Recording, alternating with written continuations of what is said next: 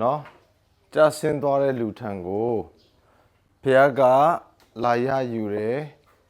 သူရဲ့တပါးတော်သားတော်ဟာလူစားတိခံတယ်လူစားတိခံတဲ့သခင်ယေရှုဟာယာနုံပြည့်ဖျားသားဖြစ်တယ်လို့ယာနုံပြည့်လူဤသားလည်းဖြစ်တယ်လူစားတိလာခံပြီးဆိုကြတဲ့လူရဲ့သဘောတဘာဝနဲ့အသက်ရှင်တာဖြစ်တယ်လို့လောကမှာလူတွေတွေ့ကြုံနေရသည့်အတိုင်းလာရောက်တွေ့ကြုံခံစားဖို့ဖြစ်တယ်ဖျားအနေနဲ့ကအစကတည်းအောင်မြင်ပြီးသားဖြစ်တယ်လာအောင်စေရမလို့တော့ဒါဆိုရင်လူကကြဆင်းနေလျက်ရှိတယ်ဒါဆိုရင်လူအနေနဲ့လည်းဒီလောကကြီးကိုအောင်လို့ရတယ်ဆိုတာကိုကျွန်တော်တို့ကိုသိရှိဖို့ရန်အတွက်လှုပ်ဆောင်နိုင်သောသခင်ယေရှုကလူအနေနဲ့လာအသက်ရှင်တယ်ဒါပေမဲ့ဘလို့အသက်ရှင်လဲဆိုတော့သူ့ရဲ့လူသားဇာတိပဂတိရှိနေလျက်နဲ့သူအထဲကဖခင်ရဲ့ပဂတိကိုနာခံဝန်ခံသဘောတူပြီးတော့နေ့စဉ်နေ့မြသူအသက်ရှင်တယ်အာမင်အဲ့ဒါကယေရှုခရစ်တော်ရဲ့ဒုတိယတနည်းအားဖြင့်ပြောရင်ကျွန်တော်တို့အတွက်ပေါ့နော်ဒုတိယကားတိုင်းကိုကားတိုင်းကိုထမ်းရတာနောက်နားလေလွယ်အောင်ပြောရင်တော့မမြင်ရတဲ့ကားတိုင်းဗာလဲဒါကတော့မြင်ရတဲ့ကားတိုင်းကျွန်တော်တို့အားလုံးကတရက်တည်တဲ့အခါကျရင်ကားတိုင်းပေါ်တက်ချင်မှတက်ရလိမ့်မယ်မြင်ရတဲ့ကားတိုင်းပေါ်မှာလေဒါပေမဲ့တည်ချတာတော့မမြင်ရတဲ့ကားတိုင်းမှာတော့တက်ဖို့တော့တည်ချတယ်နော်မမြင်ရတဲ့ကားတိုင်းကတက်မှသာလေကျွန်တော်ခြံတဲ့အရာတွေကိုအောင်မြင်ဖို့ရတော့ဖြစ်တယ်နော်ဆိုတော့ဒီမမြင်ရတဲ့ကားတိုင်းကိုပဲသခင်ယေရှုဟာနှစ်ပေါင်းများစွာနော်နှစ်ပေါင်းများစွာ33နှစ်ခွဲလုံးသူထမ်းတယ်နော်အိမ်မှာသားတယောက်အနေနဲ့နေထိုင်တဲ့အခါမှာလည်းပဲသူကိုယ်သူညှင်းဆန်ပြီးတော့သူအသက်ရှင်ရတာပဲလေနော်ဆိုတော့3နှစ်ခွဲမှလည်းပဲသာသနာလုပ်ငန်းတွေကိုလုပ်တဲ့အခါမှာလည်းပဲမိမိရဲ့သဘောတဘာဝတွေကိုညှင်းဆန်ပြီးတော့အသက်ရှင်တယ်ဒါကြောင့်မလို့ကားတိုင်းပေါ်တက်နိုင်ခဲ့တယ်ဆိုတော့ကားတိုင်းပေါ်တက်နိုင်ခဲ့ခြင်းကားတိုင်းပေါ်မှာအသေးခံခြင်းအပြင်စီရင်ခြင်းနံပါတ်1လို့ခေါ်တဲ့တလောကလုံးမှာရှိတဲ့လူတွေရဲ့အပြစ်ကိုရွေးနှုတ်ပေးတယ်တန်းစင်ပေးတယ်နော်ဖြောင့်မတ်ခြင်းကိုရောက်စေတယ်အာမင်ဆိုတော့ဒါကြောင့်မလို့ကျွန်တော်တို့ရတာဖြစ်တယ်ဒါကြောင့်ကျွန်တော်တို့ဒီဆရာယူတဲ့တန်ချမ်းမှာတော့ယုံကြည်သောအဖြစ်ယေရှုတော်ကြောင့်ကယ်တင်ခြင်းကိုရောက်တယ်လို့ပြောတယ်ဒါပေမဲ့ဆမ်မီချမ်းမှာကျတော့ဘယ်လိုသုံးထားလဲဆိုတော့ယေရှုတော်ကြောင့်နဲ့ယေရှုတော်ကြောင့်နဲ့ယုံကြည်သောအဖြစ်ကယ်တင်ခြင်းရတယ်လို့ပြောတယ်ဆိုတော့ကျွန်တော်တို့ယုံနိုင်လို့ရတာမဟုတ်ဘဲနဲ့ယေရှုတော်ခရစ်တော်ရဲ့လှုပ်ဆောင်ပေးခြင်းကို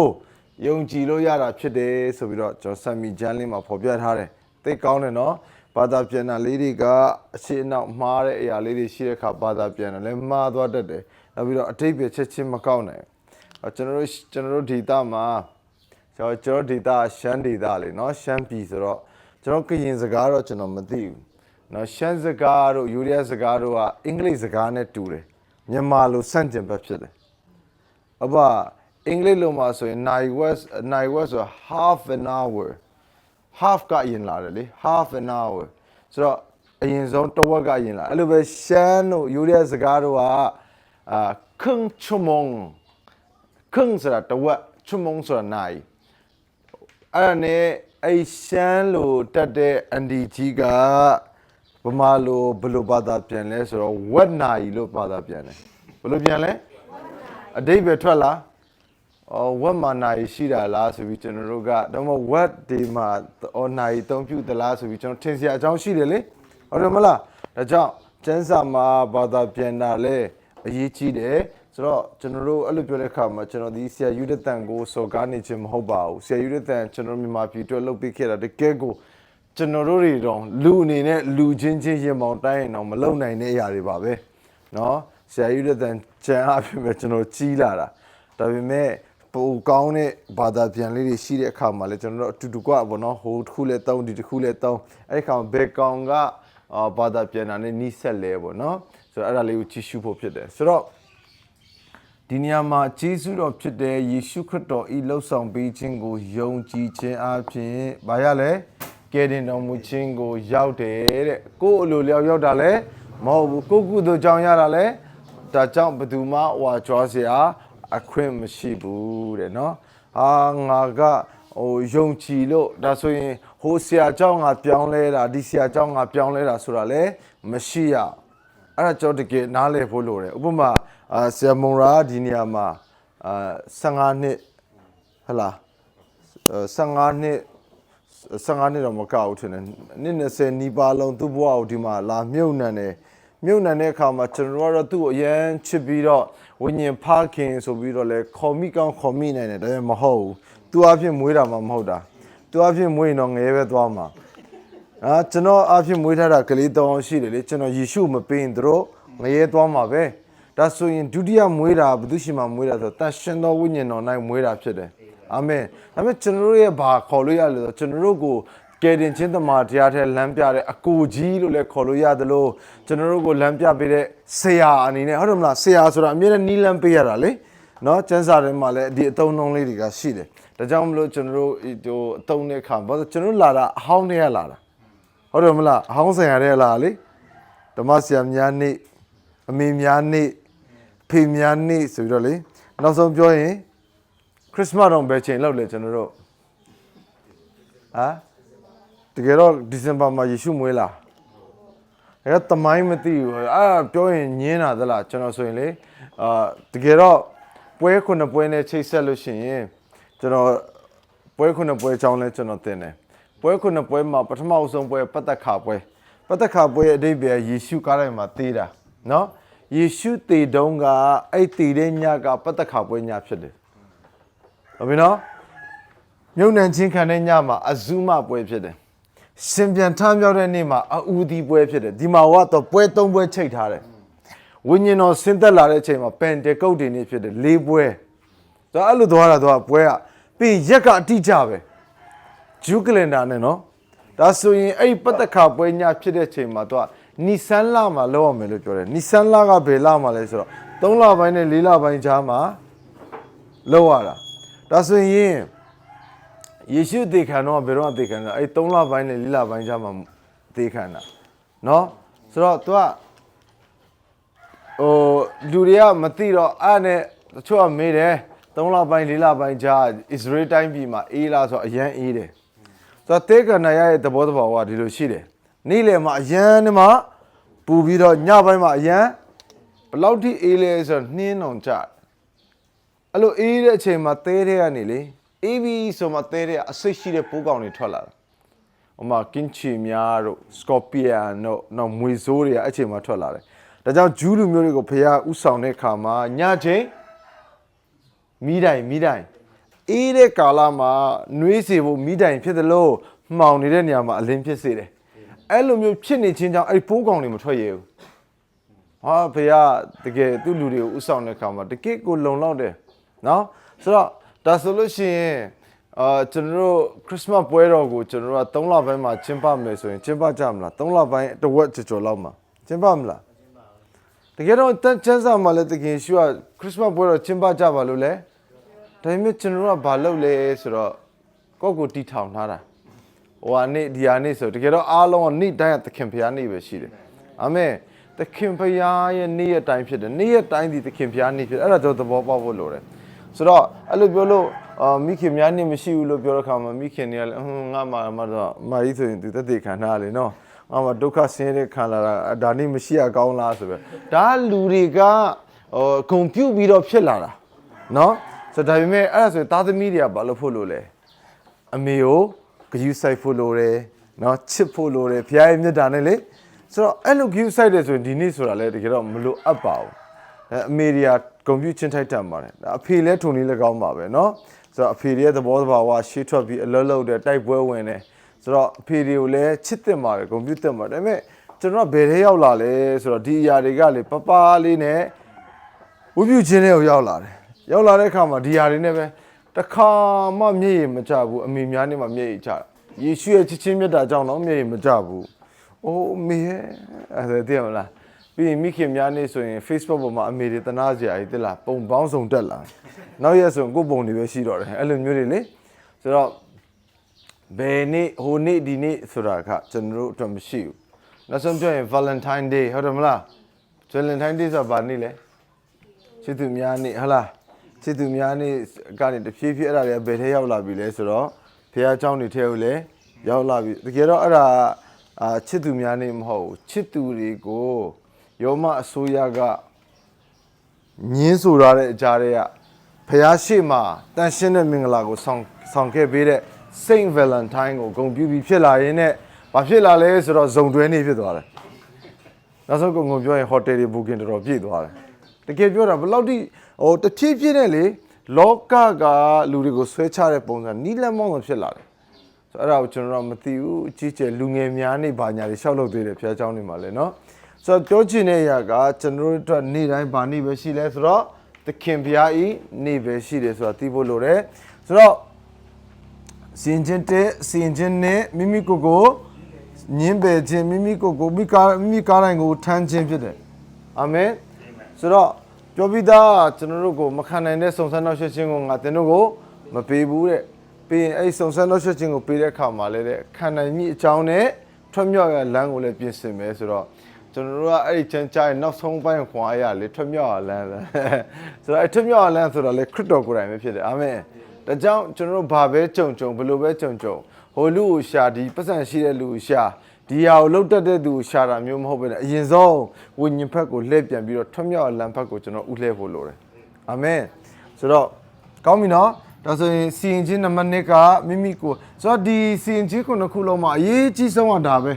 ဒါကအရေးမကြီးဘူးလို့ကျွန်တော်ဆိုလိုတာမဟုတ်ဘူးဒါကကျွန်တော်ဖြတ်ကျော်လာပြီလေခုကဟုတ်တယ်မလားဘုရားကြီးကျေးဇူးပြုခြင်းကြောင့်တကယ်တမ်းကျရင်စဉ်းစားရင်လေ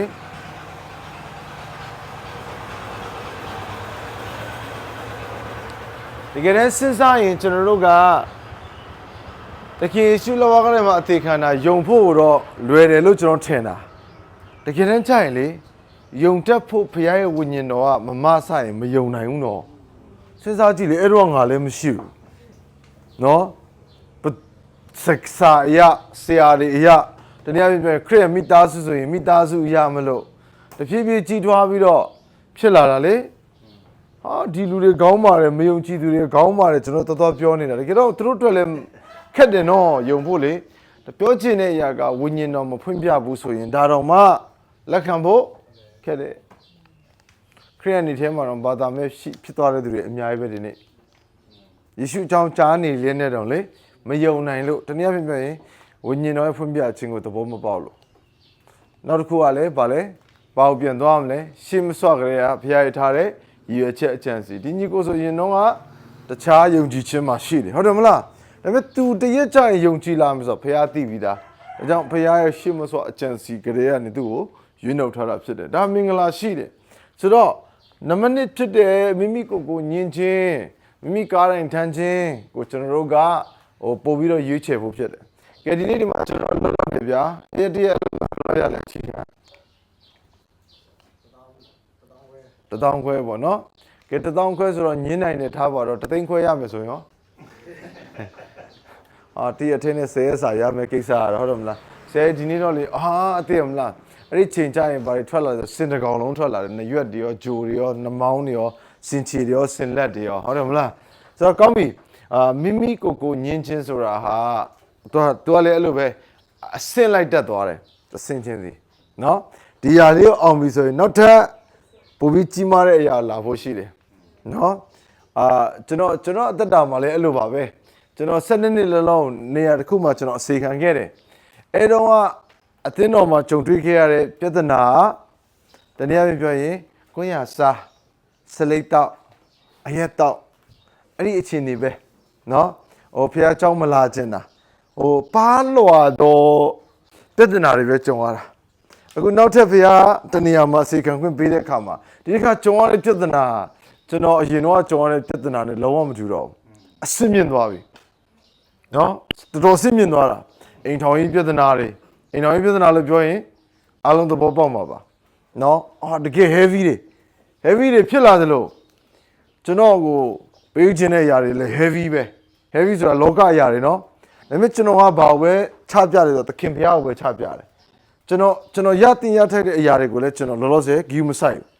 ကျွန်တော်ကဘာလဲဆိုတော့သခင်ဘုရားပဲအဓိကကျွန်တော်အမှုတော်မြတ်ထဲမှာလာပါဝင်တာကျွန်တော်အဆင်ပြေဖို့မဟုတ်အဲ့လိုပြောတော့ကျွန်တော်လည်းအဆင်မပြေခြင်းဘူးလားပြေခြင်းတော့တစ်ခါလေးပြေခြင်းလက်နဲ့ဘုရားကိုပဲပြညွှန်ရတာလွယ်တော့မလွယ်ပါဘူးတခြင်းတစ်ပုတ်ရှိတယ်လေငိုခြင်းရဲ့နဲ့ပြုံးတာလေမလွယ်ဆိုတာလေနော်ဦးသိန်းတန်တခြင်းဟလားအန်ကဲရဲ့တခြင်း ဆိုတော့ကျွန်တော်တို့အသက်တာမှာလဲထုံနေ၎င်းမယ်အစင်ပြေခြင်းလက်နဲ့သခင်ကိုပဲရွေတဲ့အခါမှာအဲ့ဒီအစင်ပြေခြင်းဟာသခင်ကိုထင်ရှားစေမယ့်အရာမဟုတ်ဘူးဆိုရင်ကျွန်တော်ညင်းရတာပဲအဲ့ဒါလေဆိုတော့ကျွန်တော်တို့အားလုံးမှာညင်းခြင်းဟာရှိတယ်အရွယ်လိုက်အစင်လိုက်တူလားအခုစေတန်းစာမေးပွဲဖြေတဲ့လူက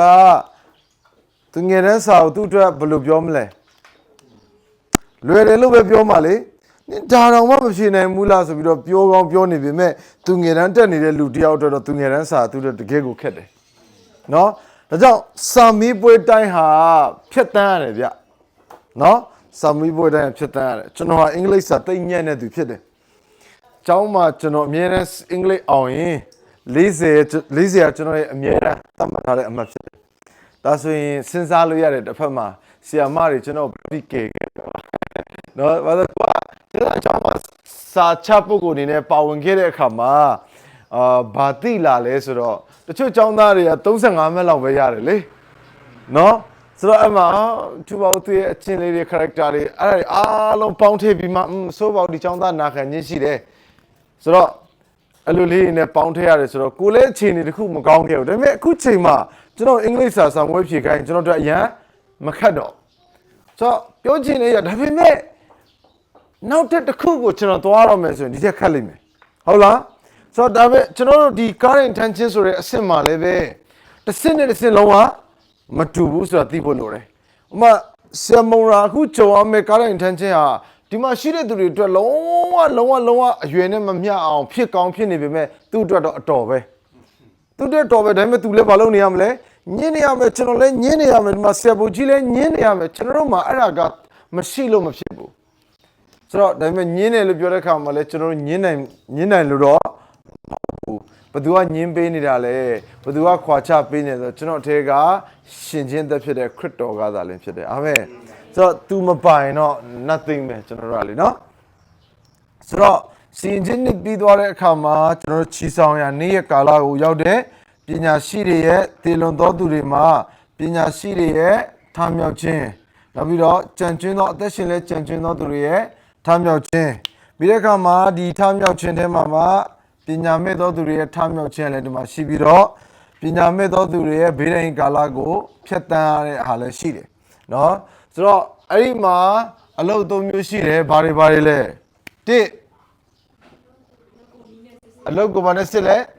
မရေးတော့အောင်တော့နံပါတ်1စုပေးခြင်းနံပါတ်3စုပေးတယ်ဆိုတော့တစ်ဖက်မှာလည်းပါရှိလဲတံပေးတယ်ကဲအဲ့ဒီမှာမအောင်မြင်တဲ့သူကဘယ်သွားလဲဟမ်ပြင်ရမောင်မိုက်အန်တော့ခေချေရပြင်ရမောင်မိုက်လေနော်ဆိုတော့အခုသေဘပညာရှာအာဂတမှာ black hole ဆိုတာရှာတွေ့တယ်ဆိုပြီးတော့လေဟိုတလောတော့တော်တော်လေးဟိုးလေးတကြော်ဖြစ်တယ်ဆိုတော့တချို့ကလည်း black hole ဆိုတာအန်တော့ခေချေရမောင်မိုက်ဖြစ်တယ်မဖြစ်ဘူးဆိုတာတွေပြောနေကြတာအများကြီးကြားတယ်ပေါ့နော်ဆိုတော့အဲ့ဒါဖြစ်တယ်မဖြစ်တယ်ဆိုတာအရေးမကြီးဘူးအရေးကြီးတာကိုကားတိုင်းကိုထမ်းဖို့အရေးကြီးတယ်အာမင်ဆိုတော့ဒါတွေကတော့ကျွန်တော်သိထားမယ်ညာဖြစ်တယ်ဒါပေမဲ့ကျွန်တော်နဲ့မဆိုင်ဘူးဆိုတာသဘောပေါက်ပြီးတော့ကိုကားတိုင်းကိုနေတိုင်းထမ်းပြီးတော့အသက်ရှင်ဖို့ဖြစ်တယ်ဆိုတော့စီရင်ချင်းနံပါတ်3ပြီးသွားတဲ့အခါမှာချီဆောင်ချင်းပြီးတာနဲ့တခါတည်းတပြိုင်နဲ့ဒီစီရင်ချင်း3နဲ့4ဟာလေတနည်းအားဖြင့်ပြောရင်တပြိုင်နဲ့ဖြစ်တယ်လို့ပြောလို့ရတယ်ဟုတ်ပြီနော်စီရင်ချင်း3နဲ့4ကဘယ်လိုဖြစ်လာလဲတပြိုင်နဲ့ဖြစ်တယ်လို့နားလည်လို့ရတယ်နော်ဆိုတော့ချီဆောင်ခြင်းစတာနဲ့ဒီမှာဘေးဒဏ်ကာလစပြီအောက်မှာဘေးဒဏ်ကာလစပြီဘေးဒဏ်ကာလဘယ်နှစ်လဲခုနှစ်နှစ်ချမ်းရှိတယ်ပထမတစ်ချမ်းအေးဆေးပဲဒုတိယတစ်ချမ်းတော့တော်တော်ချမ်းမယ်နော်ဒီလိုလေးနားလည်ထားလိုက်ဆိုတော့အဲ့ဒါကဂျူးလူမျိုးတွေနဲ့ဒီမှာကြံနေခဲ့တဲ့အသွေးသားနဲ့ကြံနေခဲ့တဲ့ယုံကြည်သူအားလုံးဝင်သွားမှာဒီထဲကိုဘာလို့ဒါဝင်သွားမယ်လို့ပြောတဲ့အခါမှာကဘာကြီးပြောင်းသွားတာမဟုတ်လေဒီကဘာပေါ်မှာပဲဖြစ်သွားတာဒါပေမဲ့အဖြစ်ပြက်ပြောင်းသွားတာဥပမာဒါ2019အဆုံးကနေစပြီးတော့ဘာစဖြစ်လဲကိုဗစ်စဖြစ်တယ်လေနော်အဲ့ဒီချိန်မှာဝူဟန်အခုတချို့ဆိုဝူဟန်တော့မေ့နေလောက်ပြီနော်နော်ဝူဟန်မှာဖြစ်တဲ့စပြီးတော့ဖြစ်တဲ့အချိန်မှာအဲ့16လောက်မှာကဘာကိုခဲမရိုက်သေးဘူးနော်တဖြည်းဖြည်းခဲရိုက်လာပြီးတော့ကျွန်တော်ရှိရ20နည်းနည်းကြော်မှဆိုတော့အဲ့20မှာကျွန်တော်ကမဲဆောက်ကိုကျွန်တော်သွားလိုက်သေးတယ် ပြန်လာတယ်အဲ့ချိန်မှာတချို့နေရာတွေဆိုဒီတိုင်းဝင်လို့ရတယ်တချို့နေရာ mask မပိုင်မရတော့ဘူးတချို့နေရာဆိုရင်အဲ့ဒီချိန်မှာအဲ့လိုပေါ့လက်ဆေးရည်တွေပေါ့နော်လက်ဆေးရည်လို့ပြောတဲ့အခါမှာဟိုဒီကျွန်တော်တို့ဘယ်လိုပြောမလဲလက်တန့်စင်တဲ့ဆေးရည်လေဘူးလိုက် ready made ဆောင်ထားတဲ့အရာတွေလည်းမရှိတော့ဘူးကုန်နေပြီဆိုတော့အဲ့ကနေကျွန်တော်ဒါချစ်လေးပြန်လာတယ်ပြန်လာပြီးတော့တိတ်မကြတော့ဘာဖြစ်သွားပြီလဲဆိုတော့ကိုဗစ်ကပိုပြီးတော့ဆိုးလာတယ်ဆိုတော့ရုတ်တရက်ကြီးပဲအဲ့ဒီအခြေအနေကျန်းမာရေးအခြေအနေပျောက်သွားပြီးတော့အားလုံးကပေါ့ lockdown ချတယ်ရွာတွေမှာဆိုလဲတနေရာနဲ့တနေရာဆိုတော့ပြောချင်တာခေတ်ကာလကြီးတိတိတသာကြီးပြောင်းသွားတယ်မဟုတ်လားဆိုတော့အဲ့လိုပဲဒီဗိဒိန်ကာလဆိုတာတခြားနေရာမှာဖြစ်မှာမဟုတ်ဒီနေရာမှာပဲဒါပေမဲ့ခေတ်ကာလရဲ့ပြောင်းလဲခြင်းပုံသဏ္ဍာန်နဲ့ပြောင်းလဲသွားမှာဖြစ်တယ်ဆိုတော့ဒီနေရာမှာဂျူးလူမျိုးတွေကိုစီရင်တာဖြစ်တယ်ဆိုတော့နံပါတ်5ကျတော့ဘာကိုစီရင်တာလဲဆိုလို့ရှိရင်ဗိဒိန်ကာလအဆုံးမှာသခင်ယေရှုခရစ်နဲ့ကောင်းကင်တမန်တွေအောင်မြင်သောသူတွေဟာဆင်းလာပြီးတော့မြေကြီးပေါ်ဆင်းလာပြီးတော့နောက်ဆုံးအာမေဂဒုံစစ်ပွဲကိုနော်ဒီဂျူးလူမျိုးတွေဘက်ကနေတိုက်ပြီးမှဖြစ်တယ်နော်အဲ့ဒီဘက်ကနေအောင်မြင်ဖို့လုံးကဆင်းလာမယ်ဆင်းလာတဲ့ချိန်ထဲမှာကောင်းကင်တမန်ကဘာလုပ်လဲရှင်းမွေဟောင်းနဂါစာတန်ကိုအနက်ဆုံးသောတွင်ထဲမှာနော်အနက်ဆုံးသောတွင်ထဲမှာမနတ်ကို1000ဖို့ချုပ်ထားတယ်ဘယ်လောက်လဲနှစ်သူလည်းမနတ်လည်း1000မောင်မိုက်မှာလည်း1000ဒါဆိုရင်ဒီမြေကြီးပေါ်မှာလည်းဘယ်လောက်လဲ1000ကာလစပြီဘသူကိုယ်တိုင်အုပ်ဆိုးမလဲဒီမှာခရစ်တော်နဲ့အတူအောင်မြင်သောသူတွေကအုပ်ဆိုးမယ်1000ကာလမှာတော့1000ကာလမှာဖျားခြင်းနာခြင်းမရှိဘူးဒါပေမဲ့ဘာလို့ရှိလဲဆိုတော့ချိန်ချင်းရှိတယ်ဘာလို့အဲ့ဒီချိန်ချင်းတစ်ခုကြံနေသေးတယ်ဆိုတော့ယေရှုခရစ်တော်ကိုကိုးကွယ်ဖို့ရန်အတွက်ညှင်းဆန်တော်သူတွေဆိုတော့အသက်ဘယ်လောက်မှသေလဲဆိုတော့အသက်100မှာသေတယ်အဲ့ဒီကာလမှာဖျားရည်ရွယ်ချက်က1000လုံးအသက်ရှင်ဖို့ဖြစ်တယ်နော်ဥပမာကျွန်တော်ဟာအသက်80နဲ့ဒီကာလထဲကိုဝင်သွားတယ်ဆိုပါစို့နောက်ထပ်1000လုံးချမ်းမမာနဲ့အသက်ရှင်ဖို့ဖျားအလိုတော်ရှိတယ်ဒါပေမဲ့ကျွန်တော်ကသခင်ဘုရားကိုကိုးကွယ်ဖို့ရန်အတွက်ကျွန်တော်ညှင်းဆန်ခြင်းအပြင်100မှာတည်ရမယ်100နဲ့တည်တဲ့သူကိုတဲ့ချိန်ချင်းခံတော်သူဖြစ်တယ်လို့ပြောတယ်အဲ့ဒီချိန်ချင်းခံတော်သူရဲ့တည်ခြင်းကလည်းဘယ်ကိုသွားမလဲဆိုတော့မရဏကိုသွားမယ်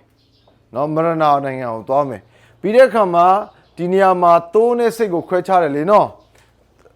sorry ဒီနံပါတ်5မှာလေသိုးနဲ့စိတ်ကိုခွဲခြားတယ်သိုးလို့ခေါ်တဲ့ယုံကြည်တော်သူတွေကဒီ1000ကာလအသွေးအသားနဲ့ဝင်ရတယ်အသွေးအသားနဲ့ဝင်ရတဲ့သူတွေရှိတယ်အသွေးအသားနဲ့ဝင်မယ်ဒီမှာကောင်းကင်ဘိုင်းကဝိညာဏခန္ဓာကိုတကိုးရှိသောခန္ဓာဘုံပွင့်သောခန္ဓာနဲ့ဝင်မယ်ဆိုတော့ဒါဒီကာလမှာနှစ်ပိုင်းရှိတာပေါ့နော်အဲ့လိုပြောလို့သူတို့ကကောင်းကင်ဘော်ကြီးမှာနေတာပြောတာမဟုတ်နေလဲရတယ်မနေလဲရတယ်လူတွေနဲ့အတူသွားလာလို့ရတယ်စားလဲရတယ်မစားလဲရတယ်ကင်လို့လဲရတယ်ဖောက်ထွက်လို့လဲရတယ်အဲ့ဒီကိုခန္ဓာရဲ့သဘောတဘာဝမြေရှိုးမိုးပြန်လို့ရတဲ့ကိုခန္ဓာမျိုးဖြစ်တယ်ဆိုတော့1000ကာလပတ်လုံးမာနကိုချုပ်နှောင်ထားတယ်ချုပ်နှောင်ထားတဲ့အခါမှာ तू ဟာလှည့်ဖျားခြင်းမရှိတော့ဘူးလှည့်ဖျားဖို့မလုပ်တော့ဘူးဆိုတော့ဒီနေရာမှာရှိတဲ့စိတ်တွေကိုဒီမရဏထဲမှာချပစ်တယ်ပြီးရင်ဒီ1000ကာလမှာချင်းချင်းခံလို့တည်တဲ့သူတွေအားလုံးကလည်းဒီကိုလာမယ်ကောင်းပြီ1000ကာလကုန်တဲ့အကြောင်းကိုဒီနေ့ကျွန်တော်ဆက်ပြီးပြောမယ်စီရင်ချင်းနံပါတ်6ကိုကျွန်တော်စပြောမယ်စီရင်ချင်းနံပါတ်6ကတော့ဘာလဲဆိုတော့ပလင်ဖြူရှေ့တရားစီရင်ခြင်းဖြစ်တယ်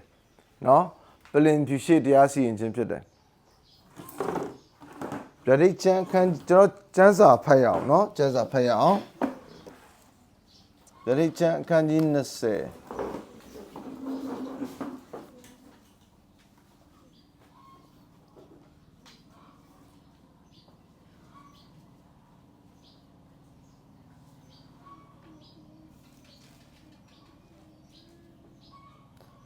ကနေ15ဖတ်ရအောင်ကျွန်တော်တို့မနေ့တုန်းကလည်းဒါတော်တော်ဖတ်ခဲ့တယ်လေနော်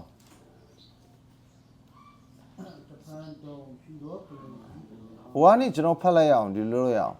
မနေ့ကကျွန်တော်တို့က3ထီလာမျိုးဖတ်လိုက်တဲ့ခန်းကြီး20ကိုလေ အခု၄ကနေဖတ်ရအောင်เนาะတခန်းကြီးဖတ်ပြီးကျွန်တော်ပြောသွားမယ်လေเนาะပလင်များကိုလည်းငါမြည်၏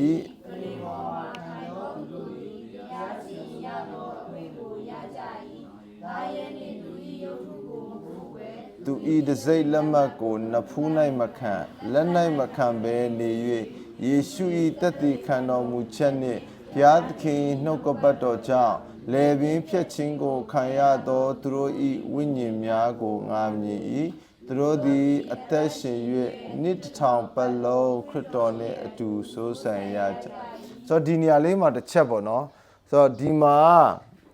ဒီဘေးဒိန်ကာလ9နှစ်မှာတားရဲတစိတ်ခတ်ချင်းခံရမယ်လေနော်666ဆိုတဲ့သဘောလေနော်အဲ့ဒါကိုတော့ကိန်းကနန်းအနေနဲ့တော့မဟုတ်ပြီမဲ့ဒီလိုပေါ့ chip အနေနဲ့ဖြစ်နိုင်တယ်နော်ဆိုတော့အဲ့ဒါနဖူးနဲ့တလကောင်းလက်ရလက်နဲ့တလကောင်းမခံဘင်းနေတဲ့နော်ယေရှုတသက်ခံတော်မူခြင်းနဲ့နှုတ်ကပတ်တော်ကြောင့်သူနှုတ်ကပတ်တော်ကြောင့်တော့မခံတာလေနော်အဲ့ဒီစိတ်ကိုပြီးရင်လေပင်ဖြတ်ခံရမယ်သူရဲ့ဝိညာဉ်တွေကဘယ်မှာလဲဆိုတော့အသက်ရှင်၍လို့ပြောတယ်နှစ်ထောင်ပတ်လုံးခရစ်တော်နဲ့အတူဆိုးဆန်မယ်ခေါင်းလဲဖြတ်တယ်အသက်လဲရှင်တယ်ဆိုတော့ဘယ်လိုမျိုးကြီးလဲဘယ်လိုအသက်ရှင်တာလဲခေါင်းဖြတ်ခံရတယ်အသက်လဲရှင်ပြီးခရစ်တော်နဲ့အတူဆိုးဆန်မယ်တကယ်တော့လွယ်လွယ်လေးပါပဲကျွန်တော်ကဘာကြောင့်အဲ့လိုမေးလဲဆိုတော့ကျမ်းစာမှာအရှိရပြောထားတာတစ်မျိုးလေနောက်မှာပြောထားတာတစ်မျိုးလေနော်ဒါဆိုရင်ဘာကိုနားလည်ဖို့ရှိလဲကျမ်းစာဖတ်ရင်ကျွန်တော်တို့အဲ့ဒီတိုင်းလေးပဲသဘောပေါက်အောင်ရင်ဖတ်ဖို့ဖြစ်တယ်အနက်အတိတ်ပဲတွေမသွားခင်ပါလေနော်လေပင်ဖြတ်ချင်းခံရသောသူတို့ဝိညာဉ်များကိုမြည်၏တဲ့သူတို့ဒီအသက်ရှင်နှစ်ထောင်ပတ်လုံးခရစ်တော်နဲ့အတူဆိုးဆန်ရကြ၏တဲ့ဆိုတော့အတိတ်ပဲကဘာလဲဆိုတော့ဘေးဒိန်ကာလမှာအယုံကြည်သူတွေအသက်ခံရမဲ့သူတွေရှိတယ်ဟုတ်ပြီနော်အသက်ခံရတဲ့သူတွေကဘယ်သူကြောင့်လဲ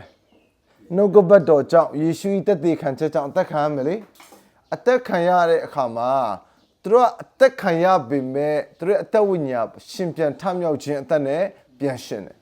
ပြန်ရှင်တဲ့အခါမှာခရစ်တော်နဲ့အတူဒီနှစ်ထောင်ကာလပြန်ဆိုးဆန်တဲ့အခါမှာသူတို့ပြန်လာဆိုးဆန်တော့မှာအဲ့လာဆိုးဆန်တဲ့ဝိညာဉ်တွေကကျတော့ဘာဝိညာဉ်လဲဆိုတော့အဘောဝိညာဏအောင်မြင်သောသူရဲ့သဘောတဘာဝနဲ့လာတာဖြစ်တယ်အာမင်ဆိုတော့ငါ့ကိုဖတ်ရကျွင်းသောလူသေးတို့သည်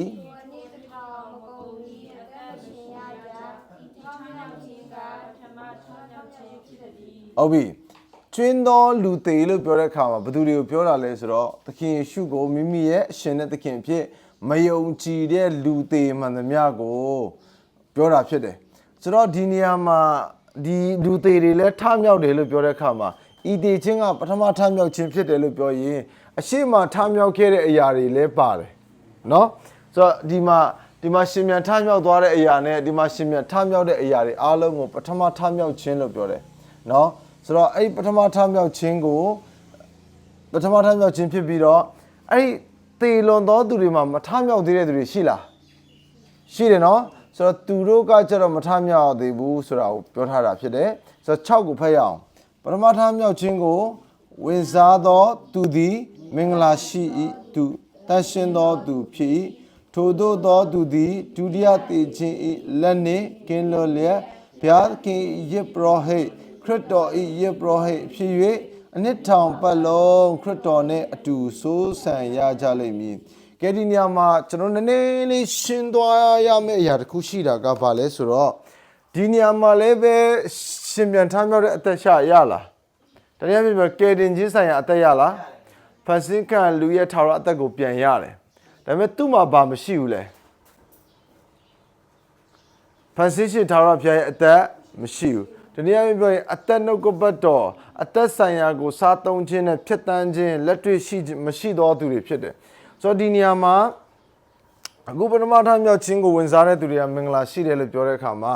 နှစ်တစ်ထောင်ကာလကိုဝင်စားတယ်ဆိုကြတဲ့ဟာကိုဝိညာဉ်ရေးရ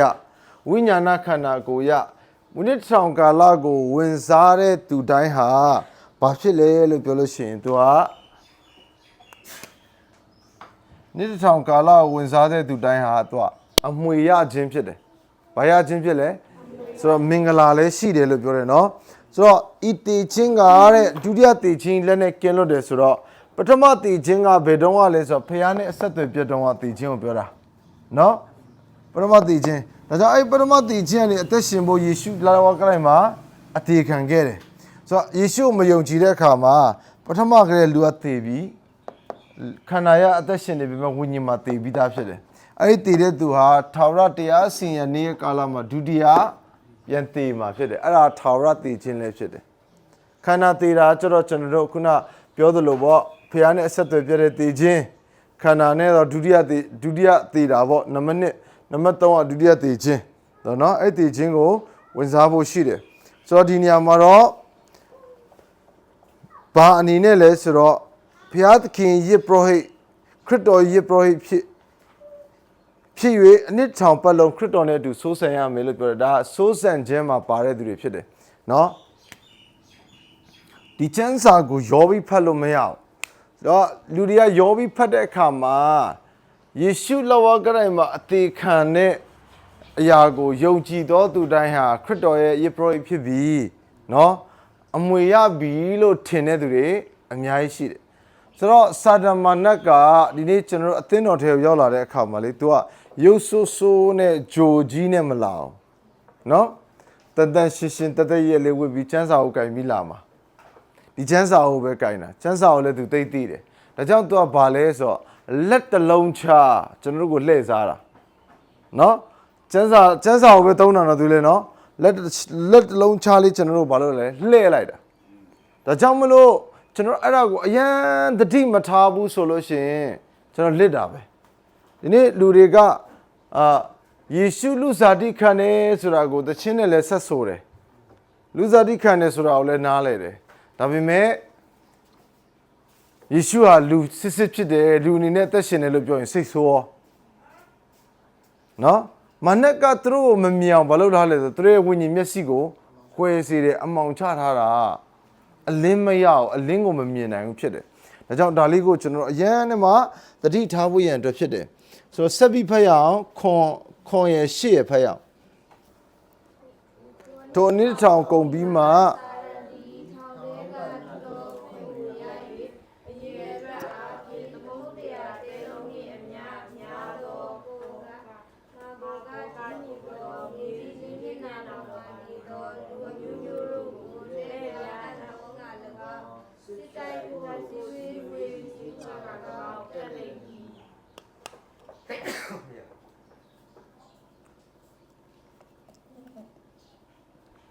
အနှစ်တစ်ထောင်ကုန်တဲ့အခါမှာတဲ့နော်ဘသူ့ကိုလွတ်မလဲစာရန်ကိုတဲ့ခဏပြန်လွတ်ပြီဒီမှာမြေကြီးပေါ်ပြန်တက်လာပြီတခိုးသည်ခိုးခြင်းတက်ခြင်းဖြက်စီးခြင်းကသာလာတယ်လို့ပြောတယ်လေဒါဆိုတခိုးမရှိတော့ကဒီခရစ်တော်ကိုယ်တိုင်အုပ်ဆိုးတဲ့နှစ်တစ်ထောင်ကာလအဆင်ပြေလားကောင်းလားတာယာလားအေးစေးပဲရာသီဥတုဒီလိုလဲပူမှာမဟုတ်အဲကုန်းတော်လုံးမှာမဟုတ်နော်ရာသီဥတုတွေတာယာမယ်လှပမယ်ဆိုတော့ကဘာကြီးကိုကြည့်နော်တချို့သောသူတွေကအခုချိန်မှာအဲ့လိုတစ်ဖက်ကပျက်စီးယိုယွင်းနေပေမဲ့တစ်ဖက်မှာတချို့ပညာရှင်တွေကကဘာမြေကြီးကိုထိမ့်သိမ်းဖို့လိုတယ်ဆိုတာကိုလည်းလုပ်နေတယ်ဟုတ်လားမဟုတ်လားဆိုတော့ကျွန်တော်တို့အမြဲတမ်းဒီကဘာမြေကြီးရဲ့အလေးအလာကိုသတိထားပြီးကြည့်တယ်ဒီအရာတွေနားလည်တဲ့အခါမှာလေဆိုတော့မာနက်ကိုလွတ်လိုက်တယ် तू ကဘာလုပ်မလဲဆိုတော့တဲ့အရေးအတွက်အဖြစ်သမုတ်တရားတဲလုံးနဲ့အမြများသောဂောဂမှာဂောဂဆိုတာအရက်၄မျက်နှာကိုပြောတာကဘာမြေကြီးရဲ့အရက်၄မျက်နှာကိုဆိုလိုတယ်ဆိုတော့သမုတ်တရားတဲလုံးနဲ့အမြများသောဘယ်သူတွေလဲမြေကြီး၄မျက်နှာပေါ်မှာနေသောလူအမျိုးမျိုးတို့ကိုလှည့်ဖြားအံ့သောငါ၎င်းစစ်တိုက်ဖို့စီဝေးစေခြင်းငါ၎င်းတက်လိမ့်မည်တဲ့နော်ဆိုတော့သမုတ်တရားတဲလုံးနဲ့အမြများတယ်လို့ပြောတယ်သမုတ်တရားပင်လေကမ်းခြေကျွန်တော်ရောက်ဘူးကြတယ်နော်အနည်းဆုံးတော့မရောက်ဘူးရင်တော့ကျွန်တော်အနီးနားမှာမြစ်ချောင်းအင်းအိုင်နေရှိတယ်အဲ့နာမှာသဲတွေရှိတယ်ဟုတ်တယ်မလားသဲတွေနှုံးတွေရှိတယ်လေလက်နှစ်ချောင်းလေးနဲ့ပဲညှက်ကြည့်လိုက်ကျွန်တော်လက်နှစ်ချောင်းနဲ့ညှက်ကြည့်ပြီးရေတွက်လို့ရမလားရလားဆိုတော့ဒီမှာသမုတ်တရားတဲလုံးနဲ့အမြများသောလူတွေလို့ပြောတဲ့အခါမှာကျွန်တော်မနေ့ကပြောခဲ့ပြီးပြီဒီဝိညာဏခန္ဓာကိုယ်ပိုင်းဆိုင်ရာတွေကတိုးပွားခြင်းရှိလား ဝိညာဏနဲ့အသက်ရှင်တဲ့လူတွေဟာတိုးပွားခြင်းရှိလားရှိလားမရှိတော့ဘူးနော်ဒီတိုင်းပဲသူကဘာလဲဆိုတော့ယေရှုထံမှာလာတယ်လေဒီမျိုးသမီးဟာယောက်ျားဘယ်နှယောက်ရှိလဲယောက်ျားအများကြီးရှိတယ်တဲ့ရှင်ပြန်ထမြောက်နေ့ရဲ့ကာလမှာဇဒုကဲတွေကမေးတယ်လေဇဒုကဲတွေကရှင်ပြန်ထမြောက်ခြင်းကိုလက်မခံအောင်ဒါကြောင့်ဟိုးဂျူးလူမျိုးတွေကြားထဲမှာယေရှုလက်ထက်မှာကြတဲ့အောင်ရှင်ပြန်ထမြောက်ခြင်းကိုယုံတဲ့သူနဲ့မယုံတဲ့သူရှိတယ်ဒီကျမ်းစာကိုကင်ပြီးတော့သူတို့ချင်းချင်းတဲ့လားမတဲ့ဘူးတယ်မဲ့ယေရှုကြောင့်သူတို့တဲ့သွားတယ်ယေရှုကြောင့်ဘလို့တဲ့တာလဲသိလားယေရှုကို fight ဖို့တဲ့တာသူတို့ fight ချင်တာအတူတူပဲဒါပေမဲ့တဲ့လို့ပေါင်းနေတာလားတခါတလေလဲအသက်လမ်းကြောင်းဆိုင်ရာနှုတ်ကပတ်တော်ကိုသူကြားတဲ့အခါမှာလေမခံနိုင်တဲ့အခါမှာတကယ်တော့အစမတဲ့ကြတဲ့အဖွဲ့တွေအခုတဲ့ကုန်ကြပြီဘာလဲဆိုတော့အသက်လမ်းကြောင်းဆိုင်ရာကိုဆန့်ကျင်ဖို့သူကတဲ့သွားတာနော်ဆိုတော့ तू ကဝိညာဏခန္ဓာကိုဖြစ်တဲ့သူအားတဲ့ဘာမရှိတော့ဘူးလေဆိုလက်ထက်ထိမ်းများခြင်းမရှိတော့ဘူးတဲ့ယေရှုကတော့ဘယ်လိုနားလည်အောင်ပြောလဲဆိုတော့ကောင်းကင်တမန်ကဲ့သို့ဖြစ်ကြတယ်လို့ပြောတယ်နော်သူတို့ဘယ်လိုဖြစ်သွားလဲကောင်းကင်တမန်လိုမျိုးဖြစ်သွားကြတယ်တဲ့သူတို့တွေက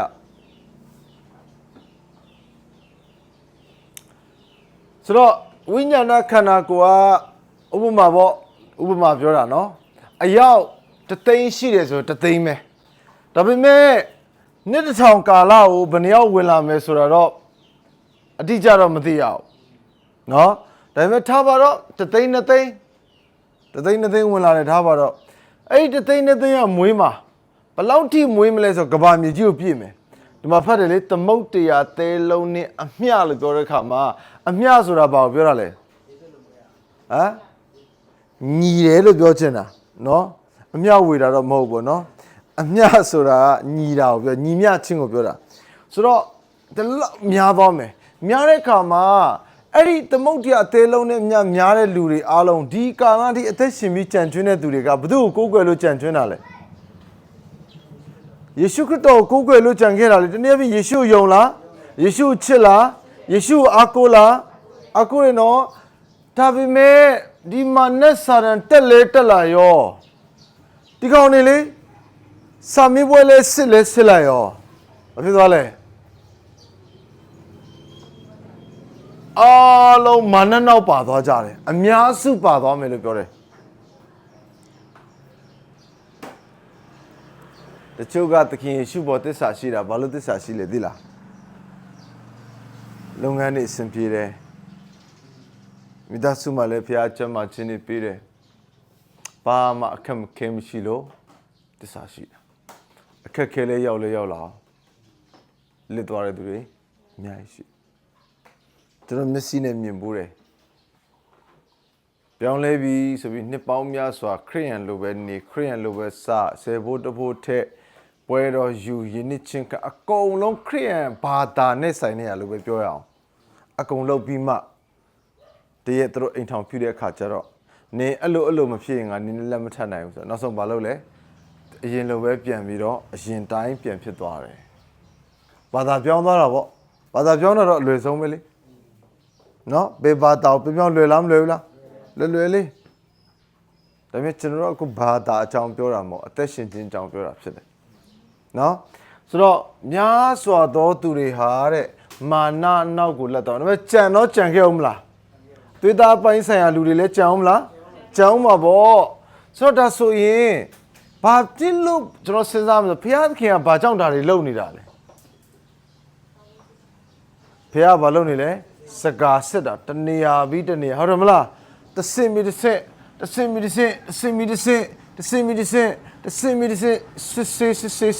စစ်နေတာဖြစ်တယ်ကဲမကျန်းစာကိုကြောဆက်ဖက်ရအောင်ကိုကနေဆက်ဖက်ရအောင်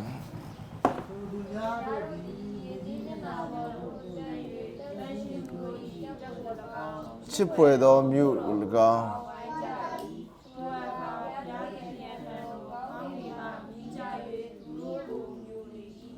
သူတို့ကိုလက်ဖြာသောမာနကိုလည်းတာယေနှင့်မိစ္ဆာပရောဖက်ရှိရာကန်းနှင့်ရောနောသောမိအိုင်ထဲသို့ချပစ်လင် သူတို့သည်နေညမပြတ်ကပအဆက်ဆက်ပြင်းစွာသောဝေဒနာကိုခံရကြလက်တံဆိုဒီနေရာမှာကြည့်မာနက်နောက်ကိုပါသွားတဲ့သူတွေအများစုနဲ့မာနက်နဲ့ဘာကိုတန်ရှင်းသူတို့ဤတက်ကို၎င်းချစ်ဖွယ်သောမြို့ကို၎င်းဝိုင်းပြီးတော့စစ်တိုက်ဖို့လို့ငါပြန်လုပ်တယ်ဟုတ်တယ်နော်စစ်တိုက်ဖို့လို့ငါလာလားမလာဘူးလားလာတဲ့အချိန်မှာပဲကောင်းကင်ကပါကြလဲမီးကြပြီးတော့သူတို့ကိုမြို့တယ်လို့ပြောတယ်တနည်းအားဖြင့်လောင်ကျွမ်းသွားတယ်ပေါ့နော်ဆိုတော့ပြီးတဲ့အခါမှာသူတို့လက်ဖြားတဲ့မာနက်ကောတာရဲနဲ့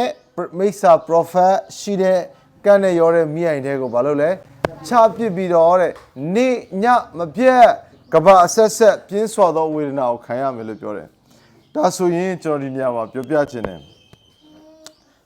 ဒီထာဝရငရဲမီးအိုင်တဲ့ကိုသွားမဲ့လူရဲ့ကိုယ်ခန္ဓာဘယ်လိုကိုယ်ခန္ဓာမျိုးလဲ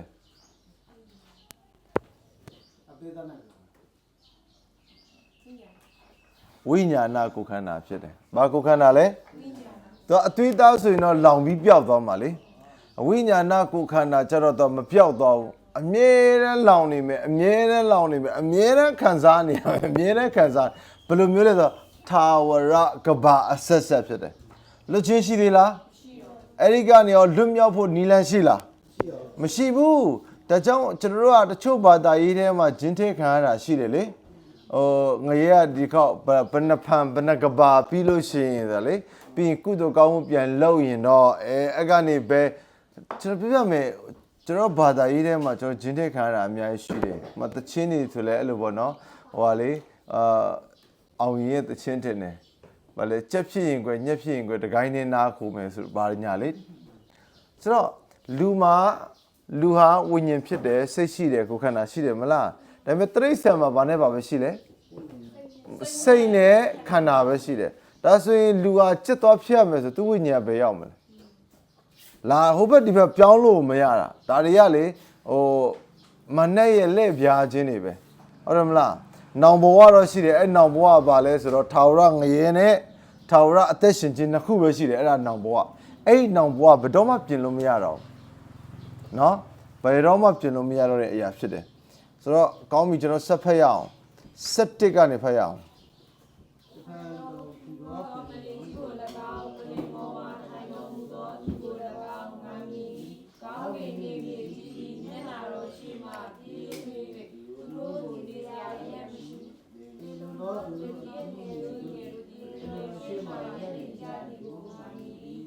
စာဆောင်များကိုဖွင့်ထား၏အသက်စာဆောင်တည်ဟူသောအခြားတစ်ပါးသောစာဆောင်ကိုလည်းဖွင့်လေသေလွန်သောသူတို့သည်မိမိတို့အချင်းအတိုင်းစာဆောင်တို့၌ရေးထားချက်များနှင့်အညီတရားစီရင်ခြင်းကိုခံရကဲကောင်းပြီဒီမှာဘာကိုတွေ့ပြီလဲပလင်ဖြူเนาะပလင်ဖြူရှေ့မှာတရားစီရင်မှုရန်တွက်လာတယ်ဆိုတော့ဒီနေရာမှာခမဲတော်ကိုယ်တိုင်ကစီရင်တော့မယ်ဒီမှာလေဆိုတော့ဒီမတိုင်ခင်မှာသားတော်ကသူ့ရဲ့နိုင်ငံသူ့ရဲ့အခွင့်အာဏာသူ့ရဲ့ဘုံဖခင်ကသူ့ကိုဒီရှင်မြန်ထမြောက်ပြီးမှအရာခတ်သိမ်းကိုသူ့ပေးလိုက်တယ်မဟုတ်လားအရာခတ်သိမ်းအုပ်စိုးပိုင်ခွင့်အစွမ်းတတ္တိရှိသည်များအားလုံးပေးလိုက်တယ်ဒါပေမဲ့ဒီနေရာမှာသားတော်ဟာခမဲတော်ကိုသူ့ရဲ့အစွမ်းတတ္တိသူ့ရဲ့လှုပ်ဆောင်နိုင်တဲ့အရာတွေအားလုံးပြန်ပြီးတော့ခမဲတော်ပြန်ပေးပြီးတော့ခမဲတော်ဟာပလင်ဖြူရှိကနေဒီနေရာမှာတရားစီရင်မယ်တရားစီရင်ခြင်းကိုမပြုခင်မှာအရင်ဆုံးဘာဖြစ်လဲဆိုတော့ဒီဖြစ်ပျက်ခဲ့တဲ့ကဘာမြေကြီးကဘာဖြစ်သွားလဲဘုရားရှိခိုးကနေ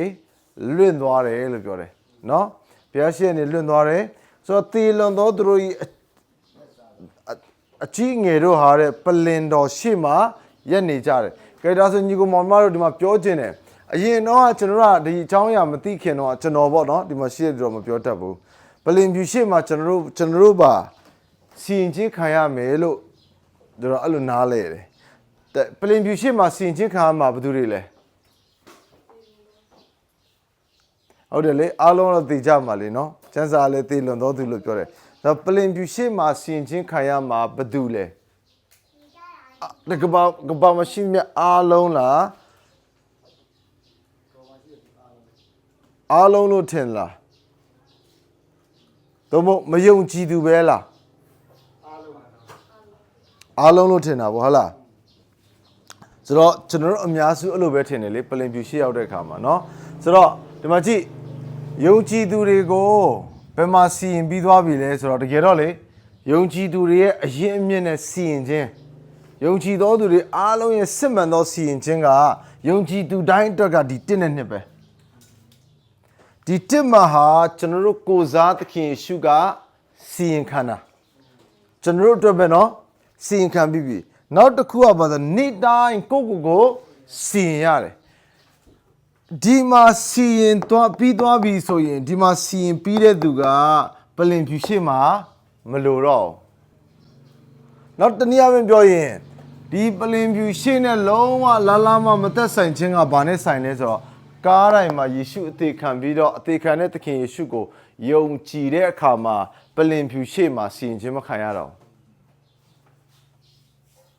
နောက်တစ်မျိုးပြန်ပြောမယ်တစ်ဖက်ချမ်းကနေပလင်ဖြူရှေ့မှာစီရင်ခြင်းခံရမဲ့သူတွေအားလုံးကမယုံကြည်သောသူတွေပဲဖြစ်တယ်ထာဝရငရဲမိအိုင်ကိုတွားမဲ့သူတွေပဲဖြစ်တယ်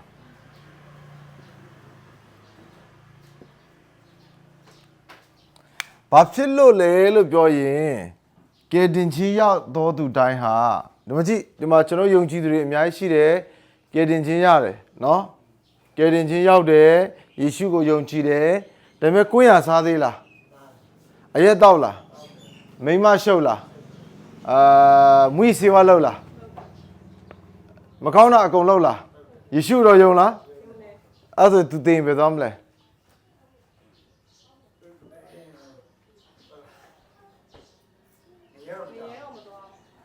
တခြားရနော်ကျွန်တော်တို့လည်းဖြည့်ကြည့်ပါဦးမသားဖားနှစ်ယောက်ပဲဖြည့်နေတာကျွန်တော်တို့လည်းဖြည့်ကြည့်အောင်မကျွန်တော်ထေးကဘာရှိလဲထွက်လာအောင်ပါလေတကယ်တော့ဒါအခြေခံပဲတကယ်တော့ကျွန်တော်ပြောတာတွေကအခြေခံနေပါပဲအချင်းလည်းနည်းနည်းမကောင်းယေရှုယုံတယ်ဆေဘုဒ္ဓဘုလည်းခိုးစားတယ်အလူငွေလည်းမထည့်ဘူးဟိုဖျားเจ้าမှာတခုလို့ရင်ပါဆယ်ဆွဲဖို့ပဲစဉ်းစားတယ်ကစီလည်းနေတယ်နော်တမြောက်လည်းဆဲတယ်အိမ်ကြီးချင်းနဲ့လည်းတယောက်မှမတည့်ဘူးတယောက်လုံးနဲ့ကိုတယောက်တည်းပဲဒါရိုးရိုးပေါ့လက်တွေ့ကျွန်တော်မိသားစုတွေဖြစ်တန်းရတဲ့ပတ်ဝန်းကျင်ပေါ့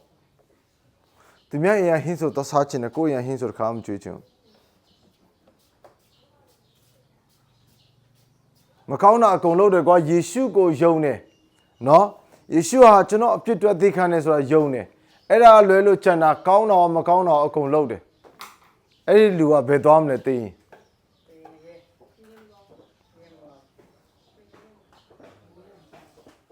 ငရဲတော့မသွားဘူးဘယ်နာသွားမလဲငရဲကရက်ငရဲနဲ့နည်းနည်းလေးခက်လန်းလန်းလေးလာတာအဲ့ဒါနော်ကြည့်နော်ကျွန်တော်အဲ့လိုမေးထုတ်လိုက်တဲ့အခါမှာဘာထွက်လာလဲဆိုတော့ကယ်တင်ခြင်းစိတ်ချမှုရှိခြင်းမရှိခြင်းထွက်လာတယ်ကျွန်တော်ဖျားเจ้าတော်များမှာလေမနေ့ကဆရာဘိုးကြီးပြောသလိုလေတကယ်တော့ကယ်တင်ခြင်းအကြောင်းပြောစရာမလိုတော့ဘူးအတင်းတော်ဝင်းဝိုင်းထဲမှာရှိတဲ့သူကလေသဘောပေါက်နေရမှာနော်သဘောပေါက်နေရမှာကျန်းစာထဲမှာလေကျွန်တော်တို့ဗာလေမိဘကိုလေဗာပြောတဲ့ဆိုသားသမီးကိုတဲ့ train ပါလို့ပြောတယ် train ဆိုတာလေ့ကျင့်ပေးပါလို့ပြောတယ်နော်ဒါပေမဲ့ train ဆိုတဲ့ဓာတ်ရဲ့အဓိပ္ပာယ်ယူရင် train ကပါလေမိရထားဆိုတော့ engine ကဘာမှရှိတာလဲအလယ်မှာရှိတာလားခေါင်းမှာရှိတာလားဒါဆိုရင် train ကဘာလုပ်လဲဆိုတော့ engine ကခေါင်းမှာရှိတဲ့အတွက်အဲ့ခေါင်းရဲ့စက်အားနဲ့ပဲတွဲလုံးပါလာတာမဟုတ်ဘူးလားဒါပေမဲ့သူက train ကိုပြန်ရွှေ့တဲ့အခါမှာတော့ဟိုအနောက်မှာပြန်သွားဆက်လို့လည်းရတယ်လေဒါတော့ဘူတာရောက်မှလုပ်တဲ့ကိစ္စပေါ့ဒါဆိုရင်ယထာခေါင်းသွားတဲ့နေရာမှန်သမျှအနောက်ကလိုက်လာလားဟုတ်တယ်မလားကျွန်တော်တို့အရက်ဆိုင်သွားရင်အခုတည်းကရက်ဆိုင်သွားပြနေရင်အရက်ဆိုင်သွားမှာတခင်ပြားဆိုင်ရာစီဝေးချင်းမှာကျွန်တော်တို့သွားပြတယ်ဆိုရင်ခေါ်လာတယ်ဆိုရင်အတွဲတော့ချိတ်လာဖို့လိုတာပေါ့နော်ဘာသာအိမ်မနေမရဘူးလားသွားမယ်ကလေးကညင်ညင်တော့ညင်းလို့မရဘူးလေမညင်းနိုင်သေးဘူးဒီရဆုံးမကြည့်လေအထိုးကြီးကင်ပြီးတော့ပပရေတမိအိမ်ဘောဆင်းမယ်ဆိုရှိလားမရှိဘူးပြီးနာလို့ရိုက်မိလို့နာရင်တော့မကိုရှိပဲပြန်လာတာဆုံးမရင်တော့လေကိုဖတ်73နှစ်14နှစ်အရွယ်လောက်ကြည့်ပါလားဒီခေတ်ကလေမရတော့မလေးပျောက်လို့ကိုပဲပြန်စိတ်ပူနေရတကယ်တော့သူဘေးနာဘေးအိမ်တငယ်ချင်းမှာပုံနေတာ တနေ့ကုန်ပြောက်တော့ရှာပြရာခတ်နေမိဘလောက်တဲ့သူကဒါကြောင့်သူကကလေးကိုကျန်းစာမှာတုတ်တန်ကျန်းပါတယ်လို့ပြောဒုံနဲ့ဆုံးမပါလို့ပြောတယ်နော်တနေရာမှာဒုံမသုံးပါနဲ့လည်းပြောတယ်ဟာဘာကြီးလဲပေါ့တချို့ကလည်းကလေးကိုအရန်လိုလိုက်တော့လိုလိုက်တဲ့အဖွဲ့ကလည်းပါပြောဒုံမသုံးကျန်းစာပြောတယ်ဒုံမသုံးတချို့ကလည်းဒေါသအရန်ကြည့်တော့ဒုံသုံးတဲ့ဖက်ချမ်းနေတယ်တကယ်တော့ပြောထားတာအဲ့ဒါအရွယ်လိုက်กว่าရိုက်ရမယ်ဒါပေမဲ့ရိုက်တဲ့ခါမှာသားသမီးတွေကိုရိုက်တဲ့ခါမှာလေကိုဒေါသစိတ်ပြေဖို့ခြေနဲ့ဖို့ရိုက်တာမဖြစ်ရအောင်နော်ထွတ်ဆိုတော့ရိုက်ရတဲ့အချိန်ရှိတယ်မရတဲ့အချိန်ရိုက်တယ်ဆိုတာလေသူတို့အရွယ်လောက်ပေါ့မကျွန်တော်သားလေးဆိုရင်အေဒင်လေးဆိုရင်ကျွန်တော်ဘာလုပ်လဲသူ့လေတေခွင်းလေးနဲ့တေခွင်းဆိုသိကြောက်တော့တစ်ချက်ပဲစားခဲ့ဘူးတာလေနောက်ပိုင်းဆိုတေခွင်းယူရမလားဆိုရင်ငိုပြီးတော့လက်လေးလွတ်တာတယ်ဆိုတော့တိသွားပြီလေကလေးကအဲ့လောက်ဆိုရပြီဆိုတော့သူတို့အထဲမှာတိမှတ်သွားပြီဆိုရတယ်လေဆိုတော့ဒါဆိုရင်ကျွန်တော်တို့က train ဖြစ်တဲ့အတွက်ကျွန်တော်တို့ကဘာလဲဆိုတော့ကျွန်တော်သွားရနောက်ကိုကလေးတွေလိုက်မှာချိတ်လာရမယ်ကြီးလာမှသွားဆွဲခေါ်လို့မရဘူးဒါကြောင့်ညေသောရွေကလေးကနေသခင်ဘုရားကိုကျွေးမွေးဖို့ဖြစ်တယ်ဒီမှာရှိတဲ့ညီကိုမောင်နှမတွေနော်သားတွေသမီးတွေကိုလည်းပြောချင်တယ်ရာဘာလဲဆိုတော့ဒီအသက်ဒီရွယ်လေးမှာအသက်ဆိုင်ရာနှုတ်ကပတ်တော်ဆိုင်ရာကိုစားသုံးခွင့်ရတာတကယ့်ကိုဘုရားကိုကျေးဇူးတင်ကျွန်တော်တို့တွေမရဘူးကျွန်တော်တို့မစားခဲ့အောင်အသက်ကြီးမှသခင်ဘုရားရဲ့ရှေ့မစွာတဲ့အကြံစီတော်ထဲမှာရှိလို့သားလေရောက်လာတော့ကျွန်တော်အများကြီးလေးလာစရာသင်ယူစရာစားသုံးစရာအများကြီးရှိသေးတယ်ကျွန်တော်ဒီနေရာမှာကျန်းစာလာတင်လို့ကျွန်တော်အရန်တော်နေတာအရန်ကြီးနားလည်နေလို့လာတင်တာပေါ့ဘုရားအခွင့်အရေးပေးလို့အဲ့ဒါပါပဲဆိုတော့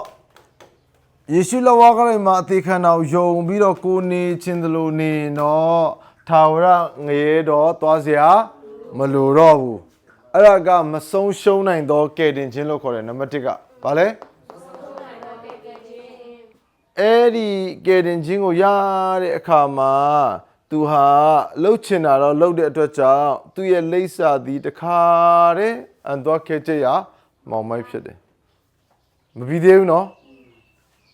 အန်သွားခဲ့ကြရပြီးမပြီးသေးဘူးနော်သူ့ရဲ့လိပ်စာနောက်တစ်နေရာရှိသေးတယ်အဲ့ဒါနဲ့မပြီးသွားဘူးနှစ်တစ်ထောင်အဖို့ပဲမဟုတ်ဘူးသူကဒါကြောင့်ကိုညင်းပါနော်ကိုယ်တိုင်မရှင်ပါနဲ့ကိုရောကိုရှင်ခွင့်ပေးပါဆိုတော့တခါတလေဒါတွေနဲ့ချင်းချောက်တဲ့နေတယ်လားလူတွေကမသိတော့လေတကယ်တော့ဗျာဒိတ်ချမ်းအများစုမဖတ်ကြဟုတ်လားဗျာဒိတ်ချမ်းဖတ်လားဘယ်နှခေါက်ပြီးပြီလဲဗျာဒိတ်ချမ်းဖတ်တာကျွန်တော်ပြောမယ်တာမန်ယုံကြည်သူမပြောနဲ့အမှုတော်ဆောင်အများစုတော့မဖတ်ရဘူးဗျာဒိတ်ချမ်းနားမလည်ဘူးဆိုတဲ့အကြောင်းပြချက်ရဲ့နောက်တစ်ခုကအရန်နဲ့နေတယ်အရန်ရှုပ်တယ်ဆိုတဲ့အကြောင်းပြချက်နောက်တစ်ခုကဖတ်လိုက်ရင်လည်းကြောက်စရာအရန်ကောင်းတယ်လေအဲ့နဲ့ဘာဖြစ်လဲမဖတ်တော့နေရာတကာမှာတရားဟောနေတဲ့အမှုတော်ဆောင်နေတယ်ဗျာဒိတ်ချမ်းမဖတ်တဲ့အမှုတော်ဆောင်အများကြီးရှိတယ်နော်ဘာကျွန်တော်ကိုယ်တိုင်စုံခဲ့ဘူးလို့မေးခဲ့ဘူးလို့သိတာကျွန်တော်ဗျာဒိတ်ချမ်းကျွန်တော်မြများဖတ်ဖို့လိုတယ်ကဲဟုတ်ပြီသူရဲ့လိပ်စာဘက်မှာလဲတစ်နဲ့ပဲနေတဲ့သူရဲ့လိပ်စာဘက်မှာလဲဘာလို့ရမလဲဒါဆိုရင်သွားမကောင်းရင်ခုတည်းသွားတဲ့အတူတွေပဲပြန်ထားလိုက်တော့အန်ချိတ်ဖို့သွားမရှိမှဆိုလို့နေကဲတင်ချင်းတော့ရောက်လားရောက်ပြီးတော့သူဟာဘာမှသခင်ဖျားကိုလည်းမထင်ရှားစေဘူးကိုအတန်းနဲ့ကိုပဲတစ်သက်လုံးရုန်းကန်လှုပ်ရှားနေတာကဲအန်သွားခဲ့ကြရမောင်မိုက်သွားတဲ့အခါမှာလေယုံကြည်သူတွေပဲမထင်နဲ့နော်အင်္ဂလိပ်ဆရာတွေရောသာသနာပြုဆရာတွေရောဓမ္မဆရာတွေရောသင်းဥဆရာတွေရောပါမှာအားလုံးကိုအတနဲ့ကိုပဲလေကိုအသင်းဖွဲ့စည်းနာမည်ကြီးဖို့ကိုအသင်းဖွဲ့စည်းလူများဖို့ကျမ်းစာထဲမှာမင်းအသင်းတော်ကလူများတယ်ကွာမင်းပို့ပြီးစုရမယ်ဆိုတော့ပါလားမပါဘူးနော်အဲ့ဒါလည်းသိဖို့လိုအပ်တယ်ဆိုတော့ကဲဟုတ်ပြီဒါကြောင့်မလို့ကျွန်တော်တို့ကဘာလဲကိုယ်တိုင်မရှင်မဲနဲ့ကိုတော့ကိုရှင်ခွင့်ပေးဖို့လိုအပ်တယ်ညီကောင်မောင်တို့ဖះမတရားတဲ့ဖះလားတရားတဲ့ဖះလားအေးလူကသာလေမျက်နာလိုက်ပြီးရုပ်ချောတဲ့လူတစ်မျိုးရုပ်ဆိုးတဲ့သူတစ်မျိုးပတ်စံရှိတဲ့သူတစ်မျိုးပတ်စံမရှိတဲ့သူတစ်မျိုးပတ်စံဘလောက်ရှိပတ်စံသူဘလောက်ထိမမပ ပတ်စံအများကြီးရှိနေတဲ့အတွက်သူ့ကိုပေါင်းသင်းချင်တာတစ်မျိုးဟိုတယောက်ကတအားလိမ်မာတဲ့ဖျားသဘောနဲ့အသက်ရှင်ပေမဲ့လေပတ်စံမရှိလို့ရုပ်ဆိုးလို့မပေါင်းလူစိတ်ထဲမှာရှိတယ်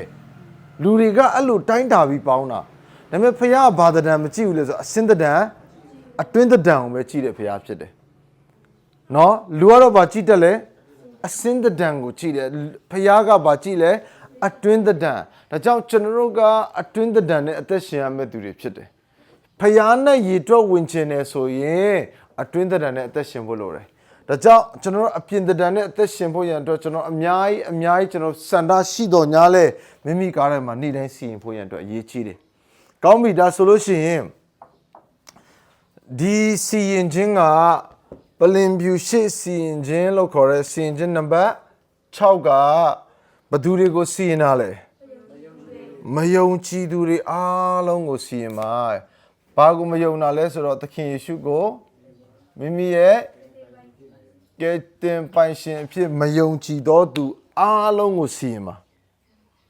ဒါဆိုရင်ယုံကြည်သူတွေကိုဘယ်မှာစီရင်လဲဆိုတော့ဒီမှာစီရင်ပြီးဒီမှာလည်းစီရင်နေရတယ်ဒါကတော့ကိုယ့်ရဲ့သဘောကိုယ့်အလိုပါမှ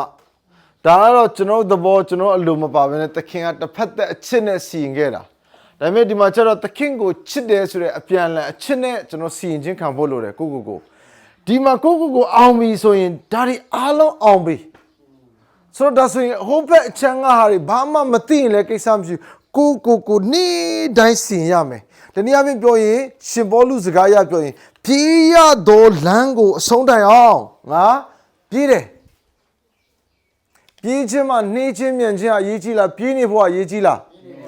တယောက်နဲ့တယောက်ပြေးတဲ့ speed တော့တူမှာမဟုတ်လေခုကျွန်တော်အားလုံးဒီမှာပြေးခိုင်းကြည့်လေပြေးတဲ့ပုံစံလဲတူမှာမဟုတ်ဘူးတချို့ကလည်းတုံနဲ့ပြေးမယ်တချို့ကအရှမ်းမြန်မယ်ဟုတ်တယ်မလားတချို့ကမမြန်တမြန်ပေါ့တချို့ခြေတော့နာတော့ထောနေပေါ့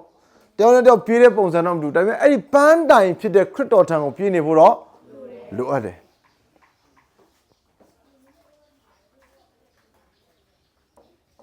ပြေးခြင်းမှာနေခြင်းမြန်ခြင်းရေးကြည့်လားဒါပေမဲ့ပြေးနေဟိုကြည့်ဒီကြည့်အဆင်ပြေလား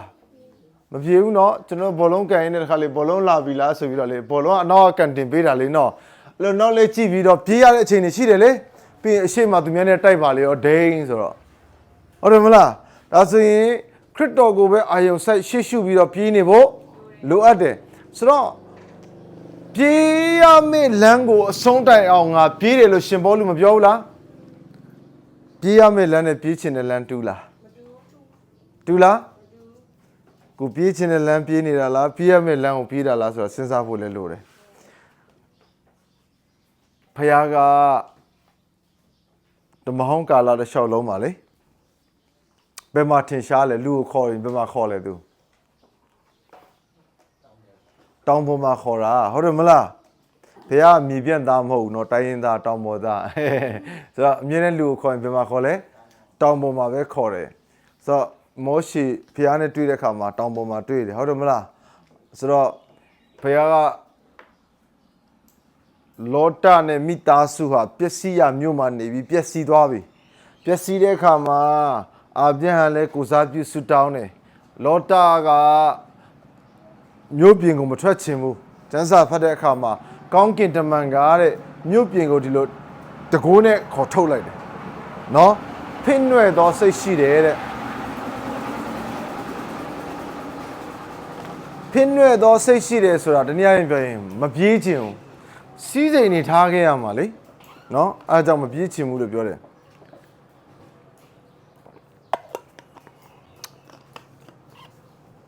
အဲ့ဒါနဲ့ပြေးခိုင်းတယ်ကဲငါဒီမြို့ကိုမီးနဲ့စီတော့မှာပြေးတောင်ပေါ်ပြေးတဲ့နော်ကပောက်ချမ်းထဲမှာလေဘယ်ကိုပြေးခိုင်းလဲတောင်ပေါ်ပြေးတဲ့ဒါပေမဲ့လောတအသက်ဘေးလွတ်မြစ်အကြောင်းတောင်ပေါ်ပြေးပါလို့ပြောတယ်ကျန်စာလေအသက်ဘေးလွတ်မြစ်အကြောင်းဘယ်ကိုပြေးခိုင်းလဲတောင်ပေါ်ပြေးဒါပေမဲ့လောတဘယ်လိုပြောလဲသလားတောင်ပေါ်သို့မပြေးနိုင်ပါတဲ့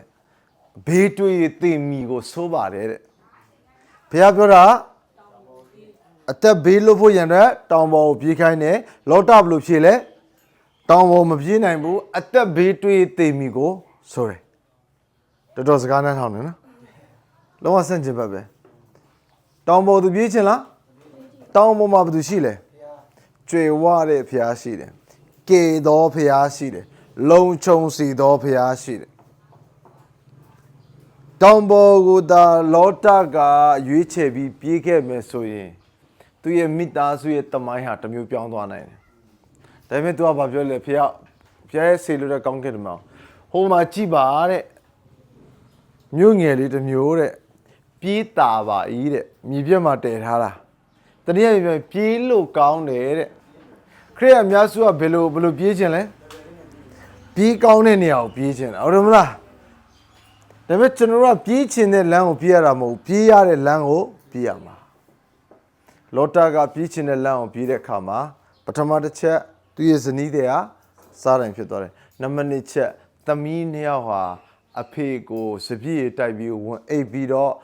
အာမုံနဲ့မောဘအမျိုးဆိုတာမွေးလာတယ်အဲ့ဒီအာမုံနဲ့မောဘအမျိုးတနည်းအားဖြင့်ပြောရင်လောတာရဲ့သားတွေပေါ့မြေးခေါ်မလားသားခေါ်မလားမသိပါဘူးဒီလူတွေလှုပ်လိုက်မှသမီးနဲ့မွေးထားတာဆိုတော့သူသမီးရဲ့သားဆိုတော့မြေးလို့လည်းခေါ်ရလေသူရဲ့မျိုးစေ့ဖြစ်နေတော့လေသူရဲ့အဖေနဲ့သမီးနဲ့ယူပြီးမှရလာတာစဉ်းစားကြည့်အောင်ဘယ်လောက်ထိအမင်္ဂလာရှိတယ်လဲလောတာအာပြတ်ရဲ့တူမဟုတ်လားတကယ်တော့ဒီဖျားကိုလောတာလည်းရလာတယ်လေဒီဖျားကလောတာကိုလည်းလာတွေ့တယ်လေဖျားကိုရလျက်နဲ့ဘာဖြစ်သွားလဲဆိုအာမုံနဲ့မောဘဆိုတာကတကယ်ကိုနတ်တွေကိုကိုးကွယ်တဲ့သူလူကိုတပ်ပြီးရစ်ပူစော်တဲ့အမျိုးတနည်းအားဖြင့်ပြောရင်ဣသရေလလူမျိုးတွေရဲ့တကယ်ကိုယံသူဖြစ်လာခဲ့တယ်ဘယ်စကားကိုဆန့်ကျင်တဲ့အခါမှာဖျားရဲ့ယံသူဖြစ်ရတယ်ဆိုတော့ပြောစရာကောင်းတာမဟုတ်ဘူးနော်ထာဝရစီရင်ခြင်းထဲမှာသွားမှာအသွေးသားနဲ့အသက်ရှင်စဉ်ခါမှာလည်းအစင်မပြေသလိုဝိညာဉ်အနေနဲ့သွားတဲ့အခါမှာလည်းထာဝရမှာမိထဲမှာဝိညာဏကိုခန္ဓာနဲ့ထာဝရခံစားဖို့ရှိတယ်တမင်းချက်တော့လက်လေးပူတော့နေလို့အဆင်ပြေလားချက်ချင်းနေရွက်ကိုကင်တယ်အေးဆုံးကဒီမှာလေလူကလည်းချက်ချင်းသိတယ်ချက်ချင်းကင်တယ်သို့မဟုတ်ရည်ထဲမှာသွားစိန်တာတော့လုပ်တယ်ထာဝရမိပူပြင်းချင်းခံရမှာလေညီကောင်မတို့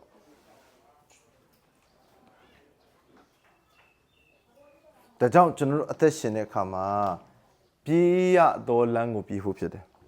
ရှင်ပေါလုကတော့တေချာပေါက်ပြောခဲ့တယ်ပြေးရသောလမ်းကိုအဆုံးတိုင်အောင်ငါပြေးပြီဒါကြောင့်ဓမ္မတရဖူကငါတို့တူထားလျက်ရှိပြီပြောရဲတယ်သူကသခင်ယေရှုကကားတိုင်းမှာပြောလဲအမှုပြီးပြီကဲကျွန်တော်တို့ရောဘာပြောနိုင်ပြီလဲဘယ်လောက်အခြေအနေရှိပြီလဲရှင်ပေါလုသူ့ကိုသူပြောရဲတယ်နော်သခင်ယေရှုသူ့ဟာသူပြောရဲတယ်နော်ကျွန်တော်တို့ပြောမလားဘာပြီးပြီလဲလို့စဉ်းစားရင်တကူလုံးတုံလာဆိုရင်ပြီးတော့ဘာမှမပြီးသေးပါလားနော်ဒါကြောင့်ပြေးချင်တဲ့လမ်းကိုပြေးတာရက်ပါတော့ပြေးရမယ့်လမ်းဖြစ်တဲ့ကိုကားတိုင်းကိုနေ့တိုင်းထမ်းပြီးတော့ပြေးဖို့လိုတယ်သွားဖို့လိုတယ်ရှောက်ဖို့လိုတယ်ဆိုတော့ဒီမှာစီရင်တဲ့အခါမှာစီရင်လို့ပြောတဲ့အခါမှာလဲသူဘသူ့ကိုပဲ alignment ချိန်ပြီးစီရင်နေတယ်ဆိုတော့ခရစ်တော်နဲ့ပဲစီရင်တာတနည်းအားဖြင့်ပြောရင်ဒါကပထမကယ်တင်ခြင်းဘယ်နှမျိုးရှိလဲ2မျိုးဒါဒုတိယဆိုဒါနေ့တိုင်းကယ်ပေးနေတာအာမင်နေ့တိုင်းကယ်ပေးဘယ်ကယ်နေတာလဲမကောင်းတာကိုကြီးမဲ့နေရာနေကယ်ပေးနေတယ်ဟုတ်တယ်မလားဟုတ်တယ်နော်မကောင်းတော့သူများမကောင်းတဲ့စကားပြောမဲ့တဲ့ကနေကယ်ပေးနေတယ်နော်ဟိုသခင်ဘုရားဆိုင်ရာနဲ့စန့်ကျင်ဘက်ဖြစ်သောလောကအရာထဲမှာနှိမ့်မြုပ်မဲ့နေရာထဲနေဘုရားကယ်ပေးနေ့တိုင်းကယ်ပေးတယ်ဆိုအဲ့တော့ဘာဖြစ်ဖို့လဲကယ်တော့ကယ်ပေးနေတယ်ဘာလို့ဖို့လို့လဲဝန်ခံသဘောတူဖို့တော့လိုတာပေါ့ကိုရအရန်ဆွဲတာသဘောတော့ဒီမှာဘယ်နှယောက်စားကြလဲတော့ကျွန်တော်မသိဘူးမရည်ပြကြနေတော့ရည်တော့သိသွားလိမ့်မယ်ဆိုတော့ကိုရအရန်စားချင်တာနော်ကိုရအရန်စားချင်တာဘုရားသခင်ကျွန်တော်ဒီကိုရကိုကျွန်တော်ပြတ်ချင်တယ်ကိုရမစားဘဲနဲ့ကျွန်တော်အသက်ရှင်ချင်တယ်ဆိုတော့ကိုကဆွတောင်းတယ်သခင်ဘုရားကလည်း သခင်ဘုရားလည်းမကြိုက်ဘူးဆိုတော့သိတယ်အဲ့ဒီခါမှာသူကဘာလုပ်လဲစားချင်တဲ့အချိန်ရောက်လာတဲ့ခါမှာအဲ့ဒီကွင်းရဆိုင်ကိုသွားတာဒီမှာတော့ဆိုင်လားကိုယ့်အိမ်မှာပဲကိုရတာတော့မသိဘူးပေါ့နော်အိမ်မှာဆိုလဲလွတ်ပြစ်ပေါ့ဒါမိမိကိုညင်ချင်းပေါ့နားလဲလျောင်ပြောတာလေနော်ဟိုမှာအရက်ကြိုက်တဲ့လူတယောက်ကအရက်တောက်ဖို့ညနေဆိုဘုံဆိုင်မှာတော့ဝယ်တယ်လေအဲ့ဒီကိုမသွားတော့တာပထမဆုံးခြေလမ်းပေါ့တကယ်လုံးဝပြတ်တဲ့လူကတော့အဲ့ရှေ့မှာအဲ့နားမှာရှိရင်လည်းမတော့တော့ပါဘူးနော်ဆိုတော့မိမိကိုညင်းနေဆိုတာအဲ့လိုမျိုးလေတဆင့်ချင်းကျွန်တော်လုပ်ဖို့လိုအပ်တယ်ဆိုတော့မိမိကိုညင်းဖို့လိုတယ်မညင်းလို့မရအောင်နော်အဲ့ဒါမိမိကိုစီရင်ခြင်းလို့လည်းခေါ်တယ်နေ့တိုင်းကယ်ပေးတဲ့ဖခင်ရဲ့ကယ်တင်ခြင်းကိုသိချင်တော့သင်ဆန်းကြည့်လိုက်အဲ့ဒီကယ်တင်ခြင်းနေ့တိုင်းသင်ခံစားရလိမ့်မယ်တော့အဲ့ဒီကယ်တင်ခြင်းရတဲ့သူအဲ့လိုမိမိကိုစီနေတဲ့သူဟာဒီနေရာမှာခရစ်တော်ရဲ့တရားပလင်မှာမီးနဲ့စစ်ဆေးတဲ့အခါမှာလွတ်သွားရောတကယ်တော့ဒီမှာကလေးအောင်မြင်နေပြီလေအောင်မြင်သူထက်အောင်မြင်တော်သူဆိုတာဒါကိုပြောတာအောင်မြင်သူထက်အောင်မြင်တော်သူဆိုတာကကယ်တင်ခြင်းရပြီးတော့ဖခင်လောကအရာမှာပေးထားတာလူတွေပြောတဲ့ချီးမြှောက်တဲ့ဆိုတဲ့ဟာလေအဲ့ဒါမဟုတ်ဘူးအောင်မြင်သူထက်အောင်မြင်တော်သူဆိုတာငရဲကနေအောင်မြင်တယ်ပြီးရင်လောကမှာအသက်ရှင်စဉ်ခါမှာလောကမှာတွေ့ကြုံဖြစ်တဲ့အခက်အခဲတွေအားလုံးကိုခရစ်တော်အပြင်အောင်မြင်နေတာကိုပြောတာဆိုတော့ဒီမှာအောင်မြင်တော့သူကဒီမှာလည်းအောင်မြင်ပြီးသားဖြစ်တယ်ဒါပေမဲ့သေလွန်သောသူတွေထဲမှာနော်သေသွားတယ်လေကျွန်တော်အဖေဆိုရင်သေသွားပြီလေ2000ခုကလေးသေသွားပြီဆိုတော့ကျွန်တော်အဖေရှင်မြန်ထားမြတ်တဲ့အခါမှာသူ့ရဲ့အလုပ်ကိုစစ်ဆေးတဲ့အခါမှာ तू မအောင်ဘူးဆိုရင် तू လည်းမောင်မိုက်သွားရမှာပဲအဖေမလို့အားနာပြီးထည့်ပြောရှော့ပြောလို့လည်းမရအောင်ဒါပေမဲ့ तू အောင်မြင်တယ်ဆိုရင် तू မောင်မိုက်သွားစရာမလိုဘူး तू ဟာစုပေးခြင်းတဲ့ကို तू ဝင်စားမှာဖြစ်တယ်အာမင်ဆိုတော့ဒါကခရစ်တော်ရဲ့တရားပလင်တနည်းအားဖြင့်ပြောရင်ယုံကြည်သူအားလုံးကိုစီရင်တဲ့နေရာဒီနေရာမှာဘယ်သူတွေကိုစီရင်လဲနံပါတ်3ကယုံကြည်သူများကိုစီရင်တာ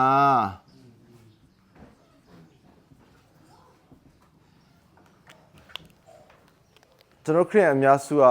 ဒီမှာတော့ရောတာပလင်ဖြူရှိမှာယုံကြည်သူရောမယုံကြည်သူရောလို့စီရင်မယ်ဒါပေမဲ့စီရင်ခြင်းမှာထူးခြားတဲ့အချက်ကတူညီတဲ့အချက်နိယာမတစ်ခုကတော့ဗာလဲဆိုတော့တရားသဖြင့်စီရင်တယ်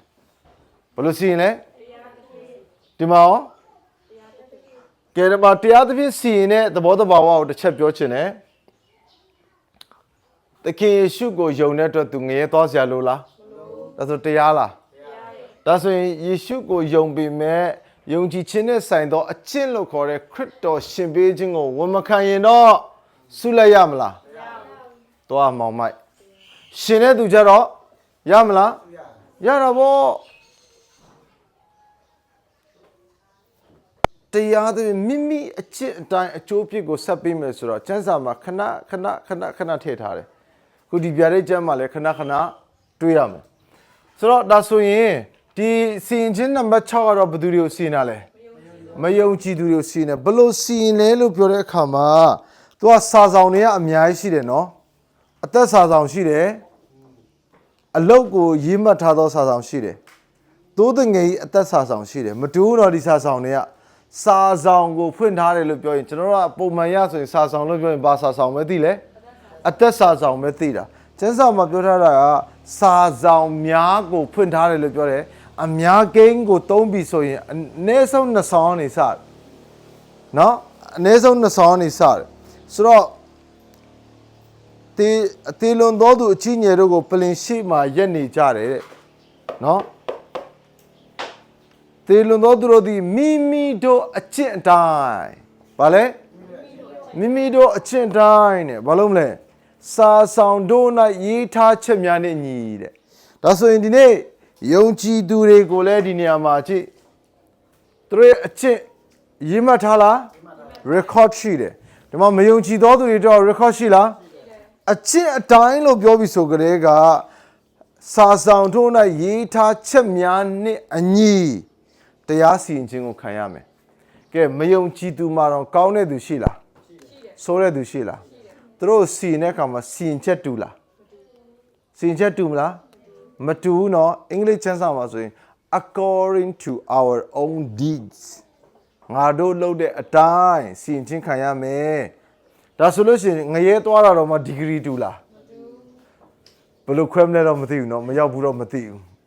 အဲ့ဒီအခန်းကနည်းနည်းပိုပူတယ်ဟိုအခန်းကပိုပူတယ်ဟိုအခန်းတော်ပူတယ်အဲ့လိုဖြစ်မလားတော့မသိဘူးပေါ့เนาะဒါပေမဲ့ကျမ်းစာမှာတော့ဆက်ပြီးဖော်ပြထားခြင်းတော့မရှိဘူးเนาะဒါကြောင့်သူတို့ရဲ့အကျင့်နဲ့အညီတရားစီရင်ခြင်းခံရမယ်ဆိုတဲ့အတိုင်းပဲเนาะသူတို့ရဲ့ဖြစ်စဉ်အတိုင်းကိုလည်းတရားတဲ့မင်းဖြစ်တဲ့ဖခင်ကစီရင်မှာဖြစ်တယ်73ဆက်ဖတ်ရအောင်သမုဒ္ဒရာသည်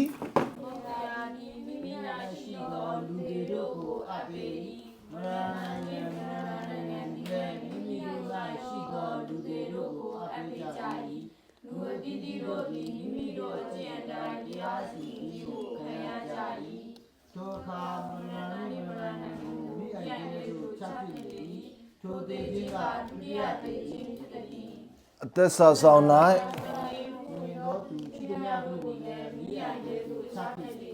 ကဲဒီမှာကြည့်သမုဒ္ဒရာမှာလည်းလူသေးတွေရှိလား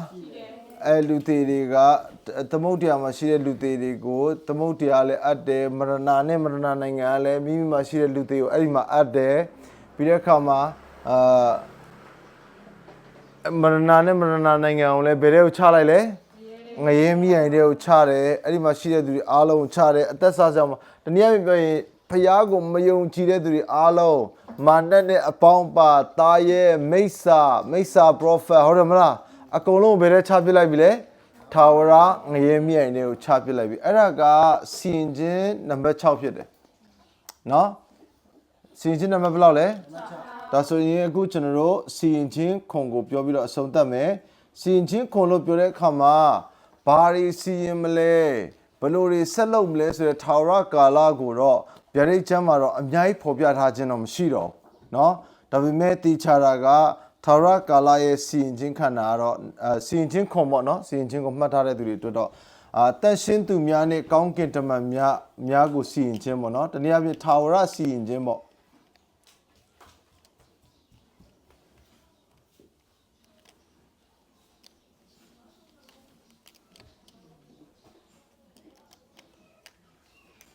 ဒီစီရင်ခြင်းမှာလည်းပဲကျွန်တော်နားလည်ထားမှာထာဝရစီရင်ခြင်းလို့ပြောတဲ့အခါမှာသခင်ဖျားနဲ့အတူအုပ်ဆိုးခွင့်ရတဲ့သူတွေရှိလားမရှိဘူးလားသူတို့ကထာဝရအုပ်ဆိုးသူဖြစ်သွားမယ်เนาะအဲ့ဒါရင်သူတို့ဟာထာဝရစီရင်တော်သူဖြစ်တယ်နောက်ပြီးတော့ဒီတိုင်းတာမန်ကေတင်ကြီးရောက်တဲ့သူတွေရှိလားသူတို့ဟာထာဝရစီရင်ခံတော်သူတွေဖြစ်သွားမယ်တနည်းအားဖြင့်ပြောရင်ခေါင်းဆောင်နဲ့နောက်လိုက်ဒါကျွန်တော်နားလည်လွယ်တဲ့စကားလေးနဲ့ပြောတာပါเนาะတကယ်တော့တန်ရှင်းသူတွေပေါ့ယုံကြည်သူတွေအားလုံးကိုခရစ်တော်ရဲ့သူတို့သမီးခရစ်တော်ရဲ့မိမဖြစ်တဲ့ဒီမှာကျတလုံးတော့လည်းဖြစ်သွားပြီလေเนาะဆိုတော့ဒီမှာသူတို့သမီးနဲ့သူတို့သားမဟုတ်တော့ဘူးဒီမှာလင်မယားဖြစ်သွားပြီဆိုတော့ဒီခရစ်တော်ကိုယ်တိုင်ကသို့မဟုတ်ဖခင်သခင်ကိုယ်တိုင်ကထာဝရစီရင်သွားမယ့်အရာဖြစ်တယ်เนาะအဲ့ဒီစီရင်သွားမယ့်အရာတွေကဘာတွေလဲဆိုတာတော့ကျမ်းစာမှာအများကြီးတော့ဖော်ပြထားခြင်းမရှိတော့ဘူးစီရင်ခြင်းခွန်ကကျွန်တော်တို့ကခုန21ကိုဆက်ဖတ်ရအောင်เนาะဗျာဒိတ်ကျမ်း21ကိုဆက်ဖတ်ရအောင်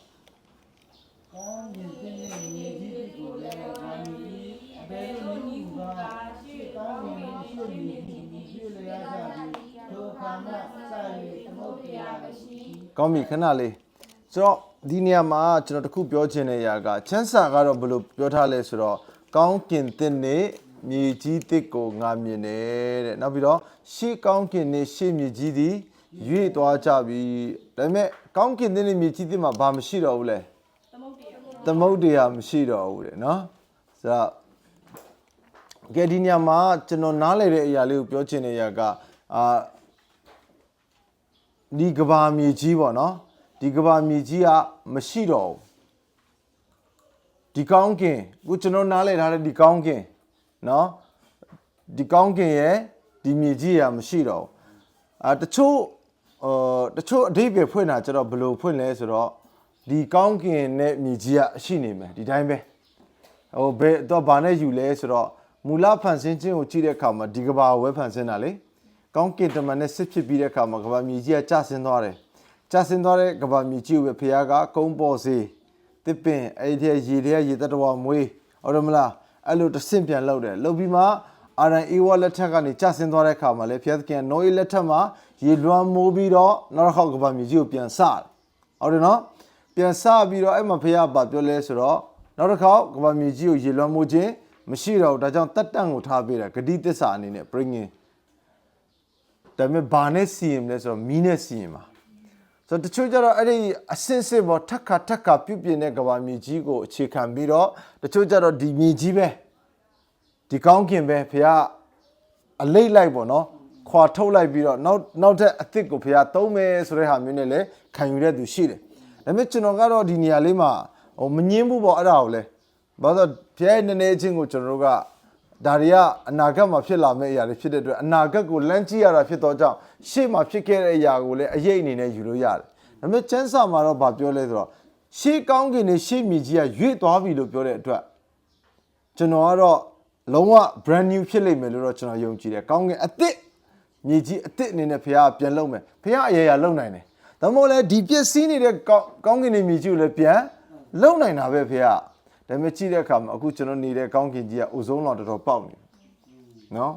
အခုကျွန်တော်ဒူးရင်သီးချစ်သူတွေအတွက်သတင်းဆိုရှိတာဒူးရင်သီးစားပြီးတော့တဲ့သလားအဲ့ဒါအရောက်ဘလောက်လဲမသိဘူးပေါင်းလိုက်လို့ရှင်တယ်အဲ့ရလူခုခန္ဓာတဲ့ထွက်တဲ့အပူပါလေအိုဇုံးတော်ပေါက်စေနိုင်နေတဲ့သူကဒါစာဖတ်တဲ့ဟာလေးပြောတာပေါ့နော်ဒါပြောချင်တာအိုဇုံးတော်ပေါက်တဲ့အတွက် UV တွေမြင့်လာတယ်အခု UV မြင့်လို့လေကျွန်တော်ဒါအပူတာလေအိမ်ထဲမှာနေပေမဲ့အရန်အိုက်တယ်လေတိုက်သီးတန်အောင်အိုက်တယ်လေတော့လေပူပဲအပင်တွေလည်းမရှိတော့ဘူးစသဖြင့်ပေါ့နော်ဆိုတော့ဘုရားကဘယ်လိုလုပ်မလဲဆိုတော့ဒါတော့တက္ကနာပေါ့ဒါပေမဲ့လွင့်သွားတာပဲပြောအသစ်လောက်တာပဲပြောအသေးချာတာကျွန်တော်နေရမှာဖြစ်တဲ့အတွက်ကျင့်တဲ့ဆရာပါပဲအာမင်ဆိုတော့နံပါတ်1ကိုဖတ်ရအောင်အငယ်1ကို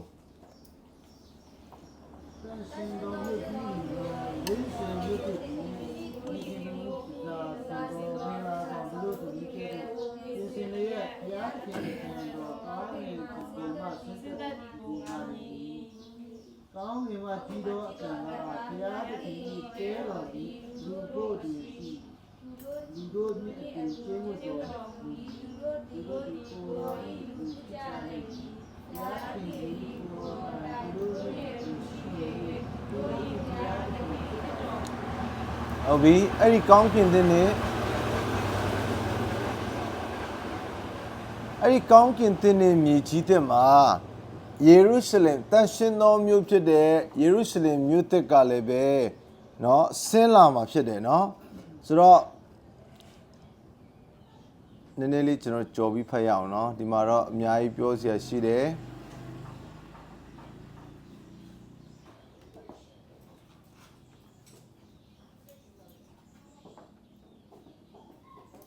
ကဲခုနှစ်ရှိဖတ်ရအောင်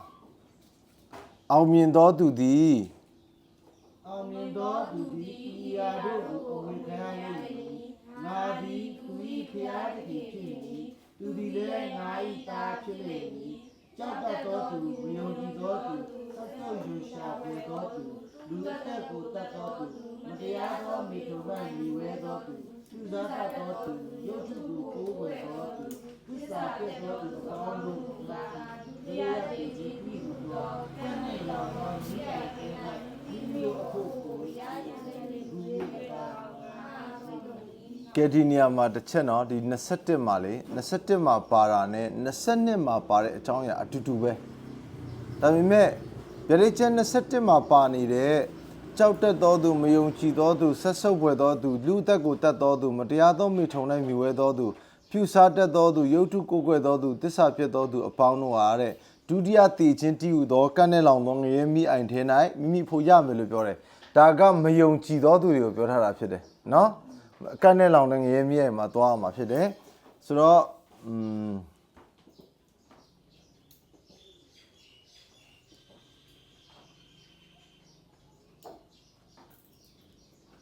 အောက်ပိုင်းတစ်ချက်တောက်လျှောက်ကြည့်တဲ့အခါမှာမြို့ကိုကြောက်12မျိုးနဲ့တိဆောက်ထားတာတကား12ချက်မှာပလဲ12ပြားရှိပြီးတော့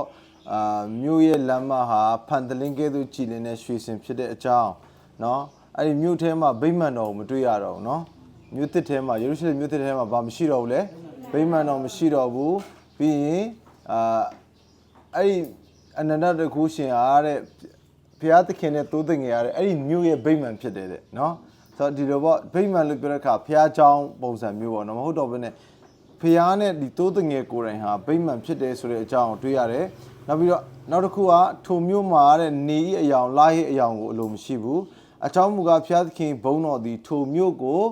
လင်းစေ၏လို့ပြောတယ်ဒါဆိုရင်အဲ့ဒီမှာနေဤအယောင်လာဟိအယောင်လည်းအလိုမရှိဘူးအကြောင်းမူကားဘုန်းတော်သည်ထိုမြို့ကိုလင်းစေတယ်ဆိုတော့ပြောတဲ့အခါမှာအဲ့ဒီမြို့ရဲ့အလင်းဟာဘာလဲဆိုတော့တိုးတငယ်ဖြစ်တဲ့ခရစ်တော်ရဲ့စီမီဟာအဲ့ဒီမြို့ရဲ့အလင်းဟုတ်ပြီနော်လူမျိုးမျိုးတို့သည်ထိုမြို့ရဲ့အလင်းကိုအမိပြု၍သွားလာကြမည်လောကီရှင်ပြည်တို့သည်မိမိဘုန်းတည်ကိုထိုမြို့ထဲသို့ဆောင်ခဲ့ကြလိမ့်မည်မြို့တကားတို့ကိုနေ့အချိန်၌အလင်းမပိတ်တဲ့ညမှုကမရှိဆိုတော့ထာဝရကာလမှာဘာမရှိဘူးလဲနေ့ညမရှိဘူးလား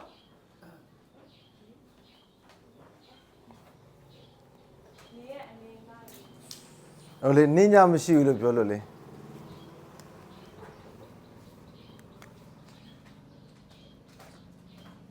နံပါတ်ခွန်အစဉ်ချင်းခွန်ကောင်းကင်နဲ့မြေကြီးအသက်အဲ့ဒီအထဲမှာယေရုရှလင်မြို့အသက်မြို့တကားပေါက်က12ပေါက်ရှိတယ်ပလဲတကားတွေဖြစ်တယ်အဲ့ဒီအပေါက်တိုင်းမှာဘယ်သူစောင့်လဲကောင်းကင်တမန်စောင့်တယ်အဲ့မှာပလင်တော်ရှိတယ်မြို့လယ်မှာပလင်ရှိတယ်ပလင်ကနေမြစ်တစ်မြစ်စီးတယ်မြို့လေလမ်းတစ်ဖက်တစ်ချက်မှာအဲ့ဒီရဲ့လမ်းတစ်ဖက်တစ်ချက်မှာအသက်ပင်ရှိတယ်နော်အသက်ပင်ဟာလတိုင်းအသီး12မျိုးကိုသီးပြီးတော့အသက်ပင်ရဲ့အရွယ်ဟာလူအမျိုးမျိုးရဲ့အနာကိုငြိမ်းစေတယ်လို့ဒီဗျာဒိတ်ကျမ်းထဲမှာဖော်ပြထားတယ်ဆိုတော့လူအမျိုးမျိုးဟာတဲ့ဒီမြို့မှာနေအယောင်လို့ရှိလားဒီကောင်းကင်သစ်နဲ့မြေကြီးသစ်မှာမြို့နေအယောင်လို့ရှိလားလာရဲ့အယောင်လို့ရှိလားဒါပေမဲ့မြို့ရဲ့အလင်းကဘာနဲ့လင်းလဲတိုးတငယ်ဖြစ်တဲ့ခရစ်တော်ရဲ့စီမီနဲ့လင်းတယ်နေ့မှာတဲ့မြို့တကားပိတ်လားနေ့မှာမြို့တကားပိတ်တာရှိလားမပိတ်ဘူးတဲ့ဒါပေမဲ့ညမရှိဘူးလို့ပြောတယ်နော်ဘာမရှိဘူးလဲဒါဆိုထာဝရကာလမှာသွားအိပ်ဖို့စဉ်းစားလို့ရလားတော့မစဉ်းစားနဲ့နော်ငါအေးဆေးသွားနှက်တော့မှာဆိုရင်မရဘူးနော်ဒါကြောင့်ဘုရားသခင်ဘယ်တော့မှမအိပ်ဘူးလေကယ်စင်စစ်ဣသရေလအမျိုးရဲ့မျိုးကိုစောင့်တဲ့ဘုရားငိုင်မဲအပြောခြင်းမရှိဘူး God's never blink ဘုရားမျက်တောင်တော့မခတ်ဘူးကြည့်ရှုတာခါမှာ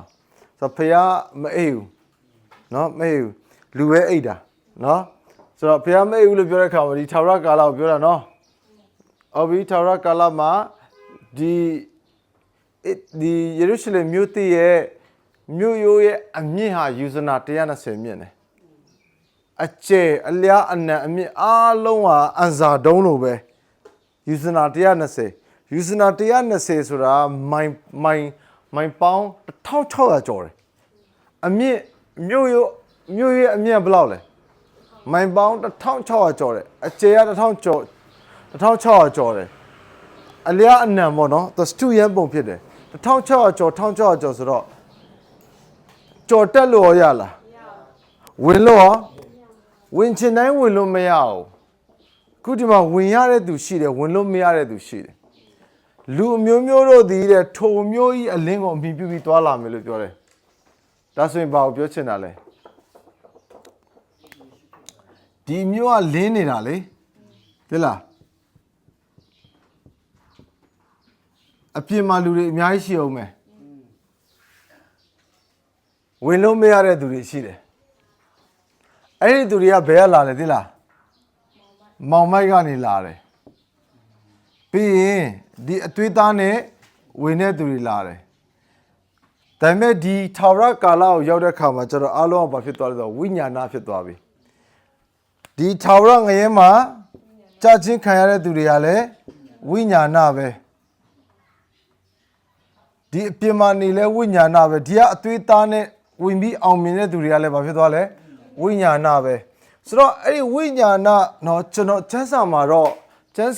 အတိအကျဖော်ပြထားခြင်းမရှိပေမဲ့ကျွန်တော်ခံစားရတဲ့အရာကဒီအသွေးသားနဲ့ဒီမှာတစ္ဆာရှိပြီးကြံတဲ့သူတွေရှိလားမလားရှိတယ်မဟုတ်လားမာနနာကိုလိုက်သွားတဲ့သူတွေရှိလားမရှိဘူးလားဒါဆိုရင်ဒီအသွေးသားနဲ့တစ္ဆာရှိတဲ့သူတွေကဒီမြို့ထဲကိုဝင်ခွင့်ရမယ် နော်ဒါပေမဲ့အန်တော့ခဲချေအောင်မောင်မိုက်ထဲမှာရှိတဲ့သူတွေကမြို့ထဲဝင်ခွင့်ရလားထာဝရကာလမှာအသက်ရှင်ခွင့်ရမယ်ဒါပေမဲ့မြို့ပြင်မှာပဲသူတို့နေရမယ်ဒါဆိုရင်ဒီဝိညာဏနဲ့ခရစ်တော်နဲ့သူဆိုးဆန်တဲ့သူတွေကသူတို့ကမြို့ထဲလဲဝင်လို့ရတယ်မြို့ပြင်လဲထွက်လို့ရတယ်သူကကောင်းကင်ပိုင်းမှာထာဝရအုပ်ဆိုးသူဖြစ်တယ်သဘောပေါက်လားဒါကြောင့်ပြောချင်တဲ့ຢာကအရေးကြီးတာကဘာလဲဆိုတော့ကျွန်တော်မိမိကိုယ်ကိုနေ့တိုင်းစီရင်ဖို့ကအရေးကြီးဆုံးဖြစ်နေတာမိမိရဲ့အချိန်အစွမ်းဗန္ဒာအလုံးကိုဖခင်ရဲ့ခရစ်တော်၏နိုင်ငံတော်ထဲမှာပဲယဉ်နှိမ့်မြုံနှံတတ်ဖို့လိုအပ်တယ်ပတ်စံရှိပြီဆိုရင်ဘာစဉ်းစားလဲကိုအိမ်အတွက်ကိုဟာအတွက်ကိုဘာလို့ရင်ကောင်းမလဲဆိုတာပဲစဉ်းစားတယ်လေဖခင်နိုင်ငံတော်အတွက်ကျွန်တော်ဘယ်အရာတွေဘလို့အပိုင်းမှာဘလို့အသုံးပြုရမလဲဆိုတာထက်ကျွန်တော်ကသူကိုယ့်ရဲ့အသွေးအသားစန္ဒပိုင်းဆိုင်ရာမှာပဲအသုံးပြုဖို့ရန်အတွက်စဉ်းစားကြတာများတယ်နော်ဒါလက်တွေ့မှာလို့ဖြစ်နေတာလေဒါကြောင့်ကျွန်တော်မိမိကိုညှင်းဖို့လိုတယ်ဆိုတော့ကောင်းပြီကျွန်တော်ဆက်ပြီးဖတ်ရအောင်အဲ့ဒီမှာပြောတယ်လေနော်လူအမျိုးမျိုးတို့သည်တဲ့ထိုမျိုးဤအလင်းကိုအမိပြုပြီးသွားမယ်လို့ပြောတယ်မလားအလင်းကိုအမိပြုမယ်ဆိုတာအလင်းထဲမှာလားအလင်းအပြင်မှာလားအလင်းပြင်မှာအလင်းထဲမှာနေတဲ့သူရောရှိလားရှိတယ်အဲ့ဒါဘယ်ကလေးနေတယ်ဆိုအခုတည်းနေတာအလင်းဖြစ်တဲ့ခရစ်တော်ရဲ့အထဲထဲမှာ in Christ ထဲမှာနေတာခရစ်တော်ဤအထဲ၌နေပြီးအသက်ရှင်တဲ့သူကအလင်းထဲမှာနေရတာ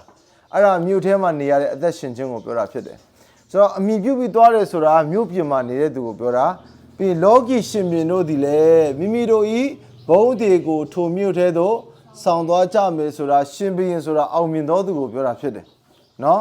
နောက်ပြီးတော့ဒီမှာလေလူမျိုးမျိုးတို့ဒီမိမိဘုန်းကိုမြို့ထဲသို့ဆောင်ခဲ့ကြလိမ့်မည်လို့ပြောတယ်မလားမိမိဘုန်းလို့ပြောတဲ့ခရစ်တော်ကိုတည်ဆောင်တဲ့သူကိုပြောတာဖြစ်တယ်အဲ့ဒီသူတွေကမြို့ထဲကိုဝင်ခွင့်ရတဲ့သူတွေဖြစ်တယ်အဲ့ဒီဘုန်းကြောင့်ပဲဝင်ခွင့်ရတာဖြစ်တယ်အာမင်ကဲအမအဆုံးလေးကိုဖတ်ကြည့်ပါအောင်20ခွန်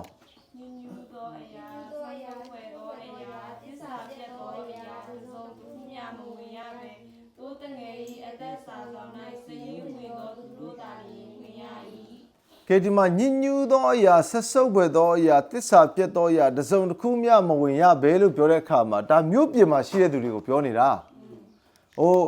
ထာဝရငရဲမှာစီရင်ခြင်းခံရတဲ့သူတွေကိုပြောနေတာမဟုတ်ဘူးเนาะဒီထာဝရကောင်းကင်မြေကြီးတစ်ကိုတော့ရောက်သွားပြီဒါပေမဲ့ညဉ့်ညူးတယ်လို့ပြောတဲ့အခါမှာအခုသူတို့ညဉ့်ညူးတာတော့မဟုတ်တော့ဘူးနှစ်ထောင်ကာလမှာသူတို့အဲ့ဒီအတွက်သူတို့စီရင်ခြင်းခံပြီးသွားပြီဒါပေမဲ့သူတို့လောကမှာအသက်ရှင်နေတဲ့အခြေအနေကဘယ်လိုလဲဆိုတော့ညဉ့်ညူးတဲ့အသက်ရှင်ခြင်းဆက်စုပ်ဖျားနှစ်သက်တဲ့ခြေနဲ့တဲ့အသက်ရှင်ခြင်းနဲ့အသက်ရှင်တာမဟုတ်ပြီးရင်သစ္စာတရားနဲ့အသက်ရှင်တာမဟုတ်တဲ့သူတွေယေရှုကိုယုံမဲယုံတာကယ်တင်ကြီးရောက်ယုံမဲရောက်တဲ့အသက်ရှင်ခြင်းနဲ့ရှိတဲ့သူတွေကသာလျှင်သူတို့ကဒီအထဲဝင်ရအောင်သိုးတငယ်ဤအသက်စာဆောင်မှာသူတို့ဆင်းမဝင်ဘူးအသက်စာဆောင်မှာတော့ဆင်းဝင်လားကယ်တင်ခြင်းတော့ရောက်လားဒါပေမဲ့သိုးတငယ်ဤအသက်စာဆောင်လို့ခေါ်တဲ့ခရစ်တော်၌သူတို့ဆင်းဝင်ထားဘူးအဲ့ဒီသူတွေကတော့မြို့ပြင်မှာပဲနေရမယ်လို့ပြောတာဖြစ်တယ်ကဲဟုတ်ပြီကျွန်တော်တို့22ကိုဖတ်အဲ့ဒါကထာဝရစီရင်ခြင်းပဲထာဝရအဲ့ဒီပုံစံတိုင်းဖြစ်သွားမှာနောက်ထာဝရစီရင်ခြင်းလို့ပြောတဲ့အခါမှာလဲထာဝရငရဲမှာသွားတဲ့သူတွေထာဝရစီရင်ခြင်းခံရမယ့်အကြောင်းအရာအဲ့ဒါပဲကဲဟုတ်ပြီ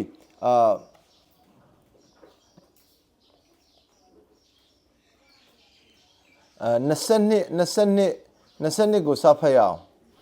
တဖန်သောသူရင်းတဲ့တို့ကြည်လေ၍ဘုရားသခင်နှင့်ကိုယ်တော်၏ပရိတော်ထဲကဆက်တော်အသက်ရည်ကောင်းကင်တမန်သည်ငါအားပြလေ၏နံပါတ်2မှာမြို့လမ်းမ၎င်းထိုမြင့်နှစ်ဖက်၌၎င်းအသက်ပင်ရှိထိုအသက်အသီးတစ်ဆက်မျိုးကိုတီးတတ်၏မိမိအသီးကိုလည်းမတိုင်းတီးတတ်၏အရွက်သည်လည်းလူမျိုးမျိုးတို့၏အနာရောဂါကိုတရားဖို့ဖြစ်၏ကဲဟုတ်ပြီဒီနေရာမှာမြို့လမ်းမအလယ်၌၎င်းမြင့်နှစ်ဖက်၌၎င်းဘာပင်ရှိလဲဒါဆိုမင်းမဲ့အသက်ပင်ဘယ်နှပင်ရှိလဲ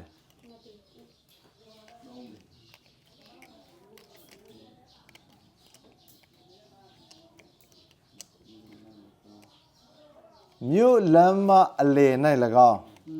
ထိုမြင့်နှစ်ဖက်၌၎င်းဘာပင်ရှိလဲအသက်ပင်ရှိတယ်အဲ့ဒါအပင်ဘယ်နှပင်ရှိလဲ သုံးပင်သုံးပင်အမြင်လူတွေသုံးပင်နှစ်ဖက်လည်းတစ်ပင် ဒါဆိုရင်အေဒင်ဥယျာဉ်ကိုပြန်သွားရအောင်အေဒင်ဥယျာဉ်မှာအသက်ပင်ဘယ်နှပင်ရှိလဲတပင်ပဲရှိရနော်အသက်ပင်ကဘာလို့ဆိုလို့လဲခရစ်တော်ဘယ်နှပါးရှိလဲဒါဆိုရင်ပြန်ပြောမယ်အသက်ပင်ဘယ်နှပင်ရှိလဲဗျာဒိတ်ချမ်းမှာအခုဗျာဒိတ်ချမ်း20မှာပြောထားတဲ့မြို့အလယ်၌၎င်းလမ်းမထိုမြင့်နှစ်ဖက်၌၎င်းအသက်ပင်ရှိတယ်လို့ပြောတဲ့အခါမှာအဲအသက်ပင်ကဘယ်နှပင်ရှိလဲ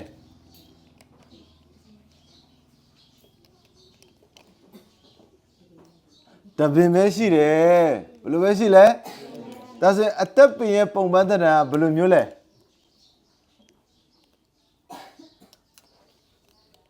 ရောက်တဲ့အရာမရှိဘူးဟုတ်တယ်လေရောက်တဲ့အရက်ရှိဖို့ရန်အတွက်အသက်ပင်ရဲ့ပုံပန်းသဏ္ဍာန်ဘယ်လိုပုံပန်းသဏ္ဍာန်လဲကျမ်းစာမှာတခင်ရှော့ဘာပြောရတော့ငါသည်တဲ့မှန်တော့စပစ်နွယ်ပင်ဖြစ်တယ်လို့ပြောတယ်မလားနွယ်ပင်ရဲ့သဘောကသူသွားချင်တဲ့နေရာသွားတယ်မဟုတ်လားအဲကြောင့်အခုနဗျာဒိတ်ကျမ်းဟာပြောရတဲ့အခါမှာနွယ်ပင်ရဲ့သဘောတဘာဝကိုကျွန်တော်သဘောမပေါက်ထားတဲ့အခါမှာကျွန်တော်ဘယ်လိုထင်လဲဆိုတော့ဟိုမှာလဲတပင်ဒီမှာလဲတပင်ဟိုမှာလဲတပင်လို့ထင်တာလေဆိုတော့ခရစ်တော်ဟာနော်ဖျားသခင်ဟာမှန်သောအသက်ပင်ဖြစ်တယ်အသက်ပင်ရဲ့ပုံပန်းသဏ္ဍာန်ကဘာလဲဆိုတော့နွယ်ပင်ရဲ့ပုံပန်းသဏ္ဍာန်ဖြစ်တယ်နော်ဆိုတော့အသက်ပင်ကတပင်ပဲရှိပါတယ်လို့နော်ဆိုတော့အဲ့ဒီအသက်ပင်ဟာတဲ့အသီးဘယ်နှမျိုးသီးလဲ12မျိုးသီးတယ်ပြီးတဲ့အခါမှာအဲ့ဒီအသီးကိုလည်းဘယ်လိုပေးလဲတစ်နှစ်မှာတစ်ခါပဲမဟုတ်ဘဲနဲ့ဘယ်လိုပေးလဲလအတိုင်းသီးတယ်တဲ့နော်အရွက်သီးလဲလူမျိုးမျိုးတွေအနာကိုငိမ့်စရာအဖို့ဖြစ်တယ်အတိတ်ပေဟာခရစ်တော်ဟာကျွန်တော်ရဲ့စားစရာနော်ကျွေဝတဲ့စားစရာဖြစ်တယ်လို့ခရစ်တော်ဟာကျွန်တော်ရဲ့လူမှာဝိညာဉ်စိတ်ခန္ဓာရှိတဲ့အခါမှာအဲ့လူရဲ့ဝိညာဉ်စိတ်ခန္ဓာတိုင်းမှာအနာတွေမရှိဘူးလားကိုယ်ခန္ဓာအနာပဲကျွန်တော်တို့ထင်တာစိတ်နာတာလည်းမရှိဘူးလားဆိုတော့အဲ့ဒီအရာတွေအားလုံးအတွက်စုံလင်တဲ့ကျမ်းမာခြင်းကိုဖြစ်စေတော်သူဖြစ်တယ်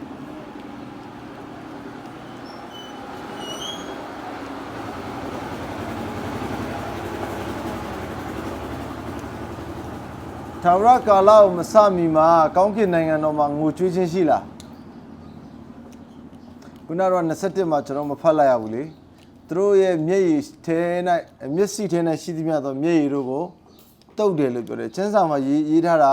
မျက်လုံးထဲမှာရှိသမျှမျက်ရည်ကိုတုပ်တယ်လို့ပြောတယ်ဒါဆိုနောက်တစ်ခါငိုစရာလိုသေးလားဒါပေမဲ့သူတို့ငိုရ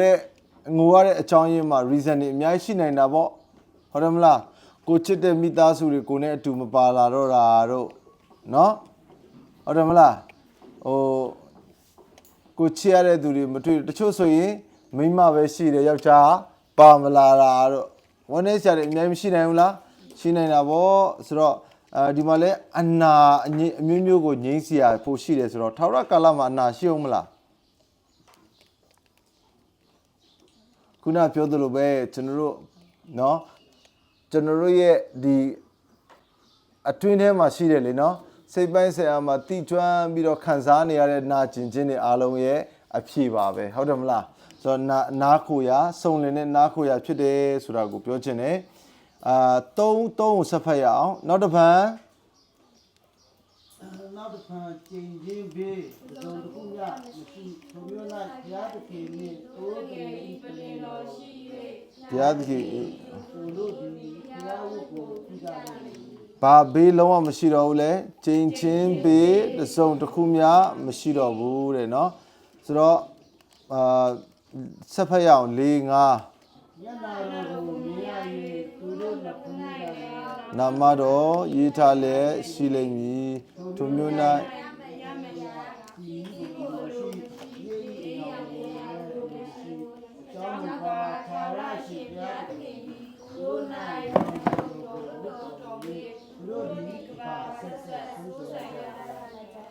ကဘာအဆက်ဆက်ဘာဖြစ်မလဲ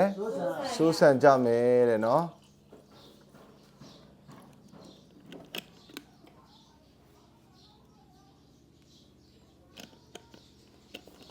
ဆက်ဖက်ရအောင် ကောင်းမြတ်တမန်ကလည်းဒီစကားဒီသစ္စာကဟုတ်မှန်သောစကားဖြစ်၍ပရောဖက်တို့၏ဝိညာဉ်ကိုအစိုးရသောသာဝရအရှင်ဘုရားသခင်သည်ကာလမကြာမီတွင်ရှိရမည်အကျင့်ရာများကိုမိမိကျူအားပြည့်စေခြင်းကကောင်းမြတ်တမန်ကိုဆုလွတ်တော်မူ၏ငါသည်အလင်းမြန်လာမည်သစ္စာဆောင်ဤအနာဂတ်စကားကိုစောင့်ရှောက်တော်သူသည်မင်္ဂလာရှိဟုတ်ပြီ17ကိုဖတ်ရအောင်မတရားသောသူကပြုစေအောင်ညဉ့်ညူသောသူသည်ညဉ့်ညူစေအောင်ဖြောင့်မတ်သောသူသည်ဖြောင့်မတ်စေအောင်တန်ရှင်းသောသူသည်တန်ရှင်းစေအောင်ငါသည်အလင်းအမြန်လာမည်ငါသည်အကျိုးအပြစ်ကိုဆောင်ခဲ့သည်ဒါကြောင့်ဒီနေ့ကျွန်တော်အသက်ရှင်တဲ့ကာလမှာသခင်ဖျားအားလုံးအခွင့်အရေးပေးထားလားမပေးထားဘူးလားအခွင့်အရေးပေးထားတယ်မတရားသဖြင့်လှုပ်ချင်သေးလားလှုပ်ကြပါစေအောင်တဲ့နောက်ပြီးတော့ညဉ့်ညူအောင်မလားညဉ့်ညူကြစေအောင်ဖြောင့်မတ်တော်သူကလည်းဖြောင့်မတ်ပါစေတဲ့တန်ရှင်းတော်သူကလည်းတန်ရှင်းမြတ်ငါအလင်းမြတ်လာမယ်လာတဲ့ခါမှာတဲ့အကျိုးအပြစ်ကိုတဲ့ဆောင်ခဲ့ပြီးတော့လူအသီးသီးကိုသူတို့ရဲ့အကျင့်အတိုင်းမလုပ်မလဲဆက်ပေးမယ်လို့ပြောတယ်နော်ဆိုတော့14 15ဖတ်ရအောင်အသက်ပင်နှင့်ဆိုင်၍မြို့တကားတွင်သို့ဝင်အံ့သောငါပညာတော်ကိုကျင့်တော်သူတို့သည်မင်္ဂလာရှိကြ၏အမြဲတမ်းခွေးဖြစ်သောသူသစ္စာတတ်သောသူမတရားသောမိတု၌မြင်ဝဲသောသူလူအသက်ကိုတတ်သောသူယုတ်ထုကိုကွယ်သောသူသစ္စာပြည့်ခြင်းကိုမြင်တဲ့ပြုသောသူကောင်းတို့ရှိကြ၏ဟုတ်ပြီ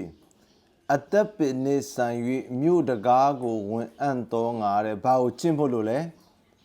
ပညာတော်တို့ကိုကျင့်တော်သူဟာမင်္ဂလာရှိတယ်တဲ့ဒါဆိုရင်ဒီမှာစဉ်းစားကြည့်ညီကောင်မောင်တို့အသက်ပင်နှင့်ဆိုင်၍မြို့တကားကိုဝင်အံ့သောငါလို့ပြောတယ်နော်အသက်ပင်နှင့်ဆိုင်ပြီးမြို့တကားကိုဝင်ဖို့ရန်အတွက်ဘာကျင့်ရမလဲပညာတော်ကိုကျင့်ရမယ်ဒါဆိုပညာတော်ကလူကကျင့်နိုင်လားဒါဆိုပညာတော်ကိုအောင်မြင်တော်သူတဦးတည်းရှိတယ်အဲ့ဒါဘာလို့လဲရှင်ပြန်ထမြောက်သောယေရှုခရစ်တော်ဖြစ်တယ်ဆိုတော့ယေရှုခရစ်တော်ဟာပညာတော်ရဲ့အချုပ်အခြာလည်းဖြစ်တယ်ကျွန်တော်အထဲမှာသူလာရှင်ပေးနေပြီဖြစ်တယ်သူဘာအတွက်ရှင်ပေးတာလဲဆိုတော့အဖဘုရားကျင့်တဲ့ဖို့ရန်အတွက်ရှင်ပေးတာအဖဘုရားဟာပညာတော်ကိုဖျက်ဆီးပလိုက်ပြီလားပညာတော်မလိုတော့ဘူးလားကျွန်တော်တို့ဆိုတော့ပညာတော်ဘယ်သူပေးတာလဲဖယားကလူကိုကျင့်ဖို့ရန်အတွက်ပေးတယ်ဒါဆိုဖယားကပညာတော်ဖျက်ဆီးလားဘာဖြစ်လို့လဲဆိုတော့ဖယားဟာကြိုတိကြိုမြင်သောဖယားဟာသူပြောတဲ့စကားကိုလူလိုမျိုးလေအေးငါမှားသွားလို့ဒီစကားကိုငါပြန်မပြောဘူးတော့ဘွာတေးဆိုပြီးတော့လေအဲ့စကားကိုပြန်ရုပ်တဲ့ဖယားမဟုတ်ကြိုတိကြိုမြင်တဲ့ဖယားအစကတည်းကနေတေချပြောထားတာအဲ့ဒါ तू ကျင့်စေခြင်းလို့ဥပမာသင်ဖျားသခင်ထာဝရဘုရားကလွယ်ပြီးတော့ကျန်တဲ့ဘုရားမခိုးကွယ်နဲ့ဆိုတာကို तू ပြင်လားသူမရအောင်မပြစ်မှားနဲ့ဆိုတာကိုပြင်လားသူဥစ္စာကိုမခိုးနဲ့ဆိုတာကိုပြင်လားမပြင်ပါဘူးပြည့်ညတ်တော့အားလုံးကို तू အတိုင်းပဲထားတာဒါကြောင့်သခင်ယေရှုကလာတဲ့အခါမှာ तू ဘာပြောလဲဆိုတော့ငါဟာတဲ့ပြည့်ညတ်တော်တို့ကိုဖျက်ဆီးခြင်းကလာသည်မဟုတ်အထူးသဖြင့်ပြည့်စုံစေခြင်းကလာတယ်သခင်ယေရှုလာတဲ့အခါမှာပြည့်ညတ်တော်ကို update တောင်လုပ်လိုက်သေးတယ်အရင်တော့အားတဲ့သူ့မရအောင်မပြစ်မှားနဲ့လို့ပြောတယ်တဲ့ဒါပေမဲ့အခုငါပြောမယ်နော်တဲ့သူ့မရကိုတဲ့တတ်မှတ်သောစိတ်နဲ့မကြည့်နဲ့တဲ့ဟုတ်ပြီနော်တတ်မှတ်သောစိတ်နဲ့ကြည့်ပြီးဆိုကြတဲ့အားတဲ့နင်ဟာတဲ့အဲ့ဒီမိန်းမနဲ့ဖောက်ပြန်တာဖြစ်တယ်တဲ့သူ့အသက်ကိုမတက်ရဘူးလို့ငါပြောတယ်တဲ့ဒါပေမဲ့အခုအားတဲ့လူတဦးတယောက်ကိုအထောက်မတန်ဒေါသထွက်ခြင်းကသူ့အသက်ကိုတက်ခြင်းဖြစ်တယ်လို့ပြောတယ်ဒါဆိုရင်အဲ့ဒါတွေမဖြစ်ဖို့အဲ့ဒီအရာတွေလွတ်ဖို့ရန်အတွက်သခင်ယေရှုလက်ဝါးထဲမှာအသေးခံပြီးရှင်ပြန်ထမြောက်သောအသက်နဲ့ကျွန်တော်အထဲမှာရောက်လာပြီရှင်ပေးဖို့ရန်အတွက်ရောက်လာတာဖြစ်တယ်အာမင်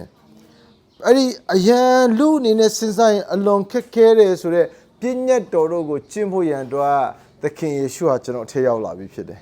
အဲ့သူ့ကိုဝန်ခံသဘောတူခြင်းအပြင်ကျွန်တော်တို့ဘာဖြစ်ဖို့ရှိလဲ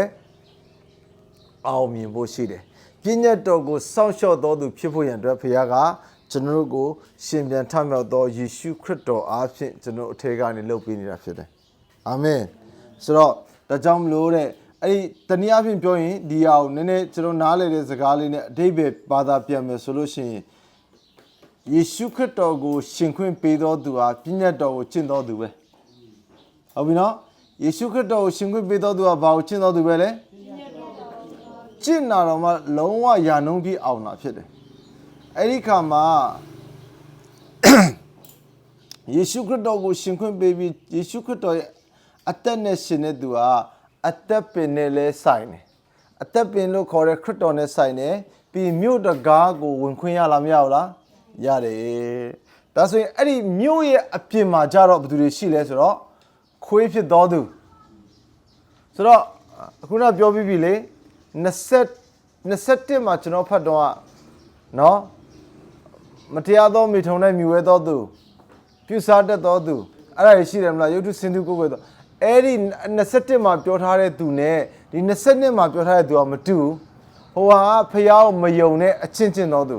ဒါဖះကိုတော့ယုံတယ်ယုံပေမဲ့တော့ဘလို့အချင်းချင်းလဲဆိုတော့ခွေးဖြစ်တော်သူတဲ့ခွေးကသစ္စာရှိလားခွေးကသစ္စာရှိလားရှိတာဗောခွေးသစ္စာခွေးကကျွန်တော်အိမ်မွေးတိရစ္ဆာန်မှာတော့သစ္စာရှိတာသခင်ကိုကယ်တဲ့ဟာတွေအများကြီးကျွန်တော်တို့အမှတွေ့ရတယ်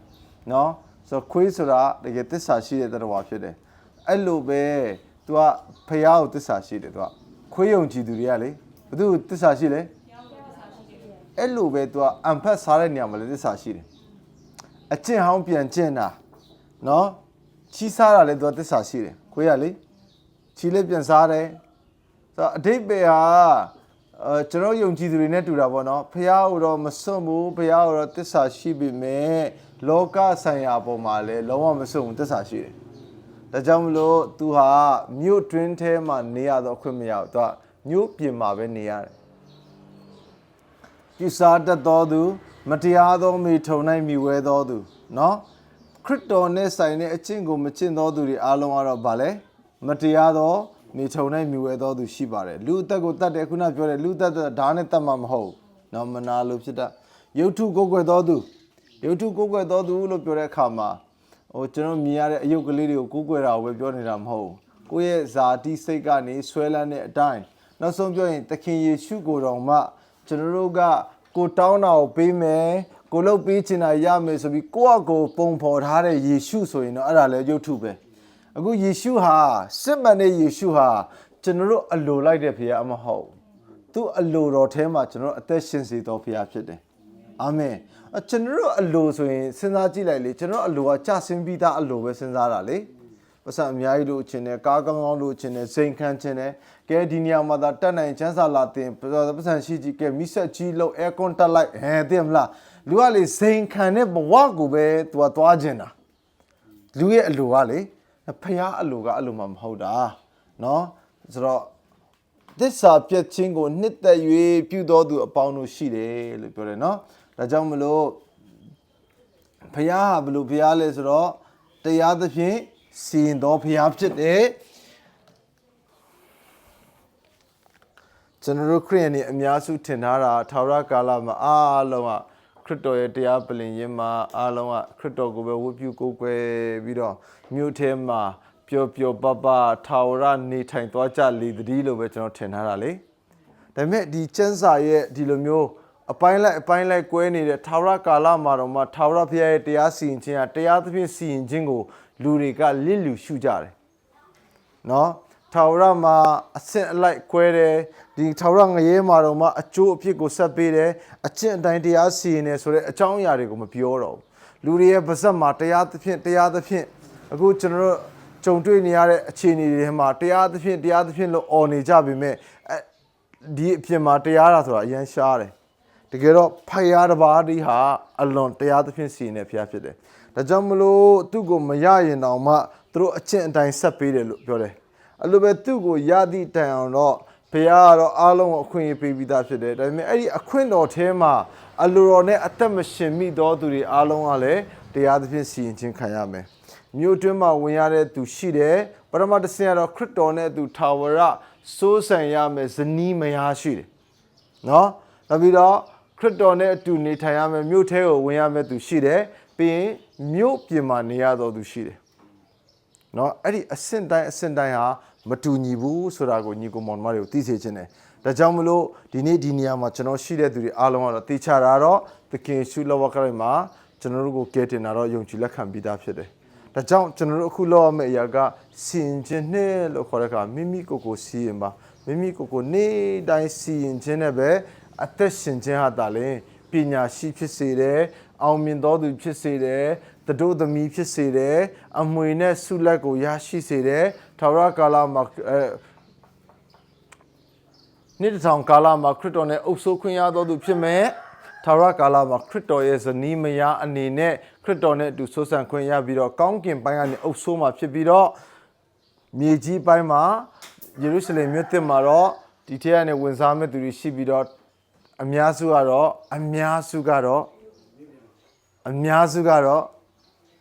ရက်ကွက်မှာအုပ်ချုပ်တော်သူဘယ်နှယောက်ရှိလဲ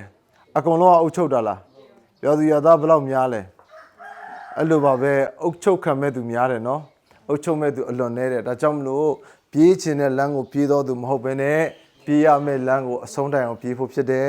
နော်ကားတိုင်းဟာထားဖို့မဟုတ်ဘူးကားတိုင်းဟာထမ်းဖို့ဖြစ်တယ်ကိုယ်တိုင်ရှင်ဖို့မဟုတ်ဘူးကိုတော်ရှင်ဖို့ဖြစ်တယ်ကိုတော်ရှင်တဲ့တက်နဲ့ပဲရှင်ကြရအောင်ဆိုပြီးတော့ဒီစီရင်ခြင်းခုနှစ်မျိုးအဖြစ်ပေါ့နော်ကျွန်တော်ကိုဖျားကျွေးမွေးတဲ့အရာလေးနဲ့ကျွန်တော်ဒီမှာမိသားစုတွေကိုပြန်လည်ကျွေးမွေးပါတယ်အာမင်